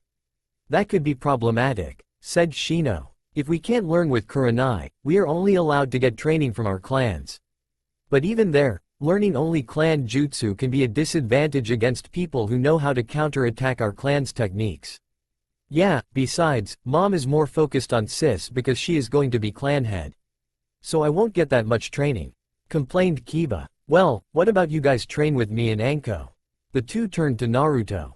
What, are you sure? Yes, she isn't that bad, just a bit sadistic and a slave driver, but she will get you tougher than any other teacher would, guaranteed. You saw how I performed in the Genin exams. Kiba and Shino looked at each other. A sadistic teacher is better than an ignoring one. I think I'll take you on that offer, but only sometimes. Me too. After all, everything one can learn is never enough, said Shino with his normal logic at work. Naruto grinned, then he looked down. Where is Hikari? And where is Viper? With Hikari. Hikari was in this moment dragging a not-so-happy Ino outside of the room to talk. Look, me and Viper saw that you are interested in Naruto, and you're here to help me get him? Thank you so much, yelled Ino. Hikari shook her head. No, it's just, you are going to tell me something important about him. Hikari's eyes were twitching as she looked at Ino. Why didn't I get to talk with Hinata again? No, you stupid fangirl, Naruto is taken already. Ino was in shock. What? By whom? Hikari then pointed at herself. You? Yes, me and Viper, by the use of this. As Hikari said that, she began a series of hand signs and turned to her private time form. Ino was in shock as she looked at her. So, I don't have a chance? Asked Ino. Hikari reverted back and said, come on, quit being so dramatic already. You are beautiful Nat, I can tell when you are older you are going to be smoking hot. So stop being so down, you will find someone. But who? Sasuke is a lost cause after all. Billboard is already an advantage and Naruto is taken. First, Sakura has no chance with Sasuke, he is gay. Second, there are more boys than Sasuke and Naruto. What about that Akamichi? Choji? You are kidding, he only cares about food. You may think that, but I could see the hurtful expression on his face when you banged with your head on the table. He cares about you. Besides, quit judging the book by the cape, it didn't came anything good from that until now. Ino then looked at the kitsune. She was right, maybe she should give a chance to Choji. Who knows, maybe she will find something she likes on him. Thanks, Hikari. Hikari nodded. Sure. Don't mention it, just take your training seriously now, too. As Hikari was walking away, she couldn't stop the thought I'm never going to do this again. With Viper. Come here, Hinata, we need to talk, said Viper as she looked at the girl. What TT is it, VV Viper? Asked a nervous Hinata. Viper sighed, this was going to be tough. Hinata, I noticed you have an interest for Naruto. I want you to know that he is taken and… What? Yelled a now more active and more frightening Hinata. Who is she? Viper gulped. Maybe I should have gotten Ino instead. Look, Hinata, it's me and Hikari. And before you kill me, there is something you need to know. Hinata glared at the little snake, which was freaky with those white eyes of her. Naruto had a very hard life. Me and Hikari have been with him since we are 5, we know his suffering and pain. He was attacked by people he is now forced to protect. Hinata's eyes widened, but she continued hearing him. You think Naruto is going to support you, to be there for you. But he too needs support. He needs us. There is no easy way to say this, but you would be a harder burden on him, emotionally speaking. Hinata started crying. I knew I was weak. I'm so useless. No, that is not it. You are a wonderful person, just not what is best for Naruto. Look, there are more guys than Naruto who would gladly be with you. Who? Well, Kiba. He may be a bit of a knucklehead, but he has a great heart and is faithful as a dog. What else can you ask for? Hinata then thought about it. She was right, Kiba never gave up on anyone he considered a friend. He was goofy but fun to be with. You are right, I know I am. Now come on, back in class. We have to wait for our teachers. Back in class. Naruto was still looking around for Viper and Hikari when both slithered his way and ended on their normal places. There you are. What the fuck were you two doing? We were getting rid of some competition and playing matchmakers. Responded an all too happy Hikari. Naruto shook his head at her antics. Then he froze for a second, then jumped to the right as a kunai passed a few millimeters away from his face. Reaction time. Satisfactory. Choose of evading technique. Undesirable. You are getting sloppy, shrimp. Naruto looked up to find Anko on the ceiling. That is because I wasn't expecting you to attack me like that, you crazy snake lady. Anko grinned at Naruto. It was just too much fun to mess with. But that is the thing about ninja life. You got to expect the unexpected. Naruto grumbled at this. Then he asked, so, let's go. Anko grinned again. Impatient for your torture, huh? Fine, go to training ground 44. I'll be there, in the tower at the middle of it. Iruka paled. The forest of death? Naruto doesn't stand a chance. Naruto grinned. Fine. See you there in a bit. And with that, Naruto left through the window and Anko went poof. You still think it is worth to train with those two? Asked a now unsure Kiba. My logic says yes, because by the skills they demonstrate, their method works. However, I cannot stop being nervous about the idea myself. Answered Shino. In the tower, at the Forest of Death. Anko was eating some dango, waiting for her apprentice. He is late. What is he? Where the fuck is my dango? As Anko looked down, a plate filled with dango was gone and in its place was a card that had a red fox, a green serpent and a spiral around both. Anko's eyes were ablaze. Gaki, give me back my dango.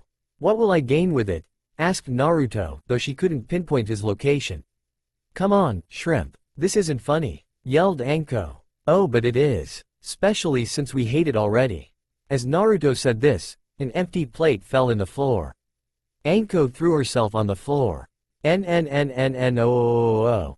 Bastard. How could you? Oh my sweet dango. Then she heard Naruto say, and, cut. What an incredible performance. Anko turned to look and saw Naruto, seating where she was, with the plate filled with her dango. Then she looked at Naruto and saw a camera. She looked at the ground and found nothing. Genjutsu? You caught me with a genjutsu? Asked an incredulous Anko. No, they did. And as Naruto said that, he pointed towards Hikari and Viper, who were at a different side of the room.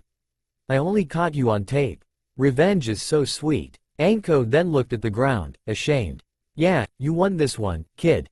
Naruto was surprised. You are not going to force me to destroy the tape? Threaten me? Throw a snake or two at me? No, you won this one, fair and square. I may regret this, but you can keep the tape, said Anko. Well, if you insist, said Naruto. Okay kiddo, I have to do some sort of genin exam to you to see if you are good enough to be a genin under my orders. However, it is normally to test teamwork and if I try to test the teamwork of you three, I'm screwed. So this exam is 3 parts. Info gathering, survival skills and the final test, said Anko in glee. Naruto shrugged. Bring it on. Okay, first part, information gathering. You will describe me the genins, the teams and the junins. I will then evaluate your information gathering skills. Does that include Team 9? Because I haven't met them yet. Asked Naruto. Consider yourself lucky for that and no, Team 9 is not in the group. Just this year's genins. Okay, easy. Most genins are going to fail, though I feel 3 are going to pass. Team 7, 8 and 10. Starting with Team 7, because I heard Kakashi is an Uchiha fanboy of sorts and will pass the team just to have Sasuke on it. Kakashi Hitaki is the so-called copy ninja that used his implanted Sharingan to copy more techniques than he can remember. He walks around with a mask covering his face most of the time, has a hair that defiles gravity and is always seeing reading porn. He may have skill, but he is arrogant. Preference for ninjutsu. Next, the members. Sasuke is a pampered bastard who thinks the world owns him everything. He has minor skills and is considered one of the bests because the teachers pull their punches on him, so he gets it easier. Sakura is a worthless, pink-haired banshee whose purpose in life is raising Sasuke's ego. Sai is a mystery, but probably the strongest on the group. As a team, they are probably strong hitter and assault group. Team 8 with Kurenai as a Junin now. Kurenai is a man-hater that dates the son of the Hokage and is the youngest Junin at the moment. She is a bit shy about herself and I don't know anything more than she prefers genjutsu. The members are Hinata, who is now the weakest in the team, with low self-esteem and shy attitude. As Naruto said that, Viper thought shy? Low self-esteem? She would have killed me if she hadn't given me the chance of explaining myself. She is from the clan Hyuga, which means she has the Byakugan. Her only skills are taijutsu. Next is Kiba. He is an Inuzuka, which means he has a partner, Akamaru. He is a bit goofy and loud, like any Inuzuka. But he has good skills in taijutsu and an iron will. He has a lot of potential and will get far if he gets the right training. Finally, it's Shino. He is the typical Aburame, logical and smart. His physical abilities are not that great, but he compensates with analytical power. This team is a tracker and information gathering team. Then, Team 10. Junin Asuma is perhaps the most balanced of the three Junins, as he don't seem to have a preferred field. He is an easygoing person, a bit lazy, and likes to play strategy games like shogi. His team is made of the new Ino Shika Cho group. Ino is a fangirl who spends more time improving her looks than her skills. Though I'm sure that if she gives up her fangirlish habits, she can become a powerful kunoichi. Hikari smirked at this. Oh, she will become a better kunoichi, sooner than what you believe. Then, there is Choji. Typical Akamichi, big guy, always eating, but still a nice person. He has what it takes to become a strong ninja. Shikamaru is just plain lazy, but really smart. He doesn't need to make an effort because beforehand he made at least 13 plans, and most are really complex. This team is a capture and interrogation squad. Anko grinned. Yup, good enough. Not bad, kiddo. So what is next? Asked Naruto. Oh, nothing much. Just that I'm gonna chase you in the forest of death for a few hours. Then Anko got up and said, come, Naruto. Said Anko. I'll give you a 30 seconds of head start. Then, it's time to play. A few hours later, Naruto was on the floor, sweating a fountain and breathing hard. Anko wasn't kidding. He felt like a rabbit running away from a tiger. She would appear in random places and throw a kunai at him, and again. And again. He was getting sick of it. Not only that, but she would spring traps against him. Hikari and Viper were using their advanced senses to help their poor mate, but even them weren't perfect and this was just a level too high. Just then, Anko appeared in front of Naruto, kunai in one hand, ready to stab our poor hero when. Congratulations, Gaki. You passed. Wait, what? The time is up. You are really becoming good at this, kid. Naruto smiled, but then he remembered. The final test. Do I really have to do that final test? Yes, yes you do. Seeing him slump down, she laughed. You will like this task. I am telling you. Now, your job is to prank Kakashi. Naruto was quiet, then he jumped, full of energy once again, and yelled, really? Yes, really. Now come on, I know where he is. And Anko started jumping through the trees, Naruto right behind her. In the middle of a street, Kakashi was walking around, minding his own business, checking if the new series of Icha Icha Paradise was already out, when he felt someone pulling on his sleeve. He looked and saw the kid he hated the most. What do you want, kid? Naruto smiled to him. I want you to meet a friend. Kakashi looked at him like he was a moron. This is the kid that became Rookie of the Year? Impossible. He is an idiot. Oh really? And who would be friend with you? She would. And as Naruto said that, he threw Viper at Kakashi, who was too slow and Viper bit him. In a second or less, Kakashi was dizzy and fell on the floor. Viper, time? 30 minutes till he wakes up, said Viper. Perfect. 30 minutes later, Kakashi woke up, feeling like shit. He tried to open his eye only to find out he couldn't. Someone had blindfolded him. Then he felt someone hitting him in the balls with something hard. He was in pain and felt another strike coming to his head. What the fuck is going on in here? Apparently, Naruto had snuck Kakashi into the women's side of the hot springs, got him all naked, tied him up, blindfolded him, gagged him and put a sign saying, I'm a pervert trying to quit. Please hit me. Due to Kakashi's fame, the women actually believed that and were beating the shit out of him. Naruto stood at the distance, showing Anko what he did with a picture he had taken just before leaving. Anko was rolling on the floor, laughing hard. Oh god, kid, that was fucking brilliant. Congratulations, you pass. Now I got to go to meet the Hokage to tell him the news, and the prank. Before Naruto could say anything, she had disappeared with a swirl of leaves. At the Hokage's office, Anko had just appeared there. Hope I'm not late, said Anko in a jovial voice.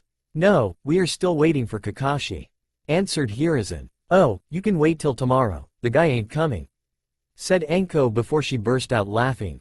Every Junin looked at her like she was insane. What do you mean, Anko? Anko then pulled the photo and showed everyone. After seeing the photo, everyone was quiet. Then a PFF was heard as Kurenai was losing it. In a second, all were laughing at the prank. Comments of, he deserved it, and, nicely done, were heard. And you don't know the best. Everyone turned to her. The best is, it wasn't me, it was Naruto who did this. New round of laughter was heard, though some were seething at the demon's audacity. Sarutobi whipped a tear out of his eye. How did Naruto found the time to do that after your test? But, Hokage-sama, it was the test. Some were already clutching their stomachs from laughter. Very well, Anko. You may leave now, before you kill every Junin of laughter. And with that, Anko disappeared in a swirl of leaves. That's all for now. If you enjoy then please like, share and do comments.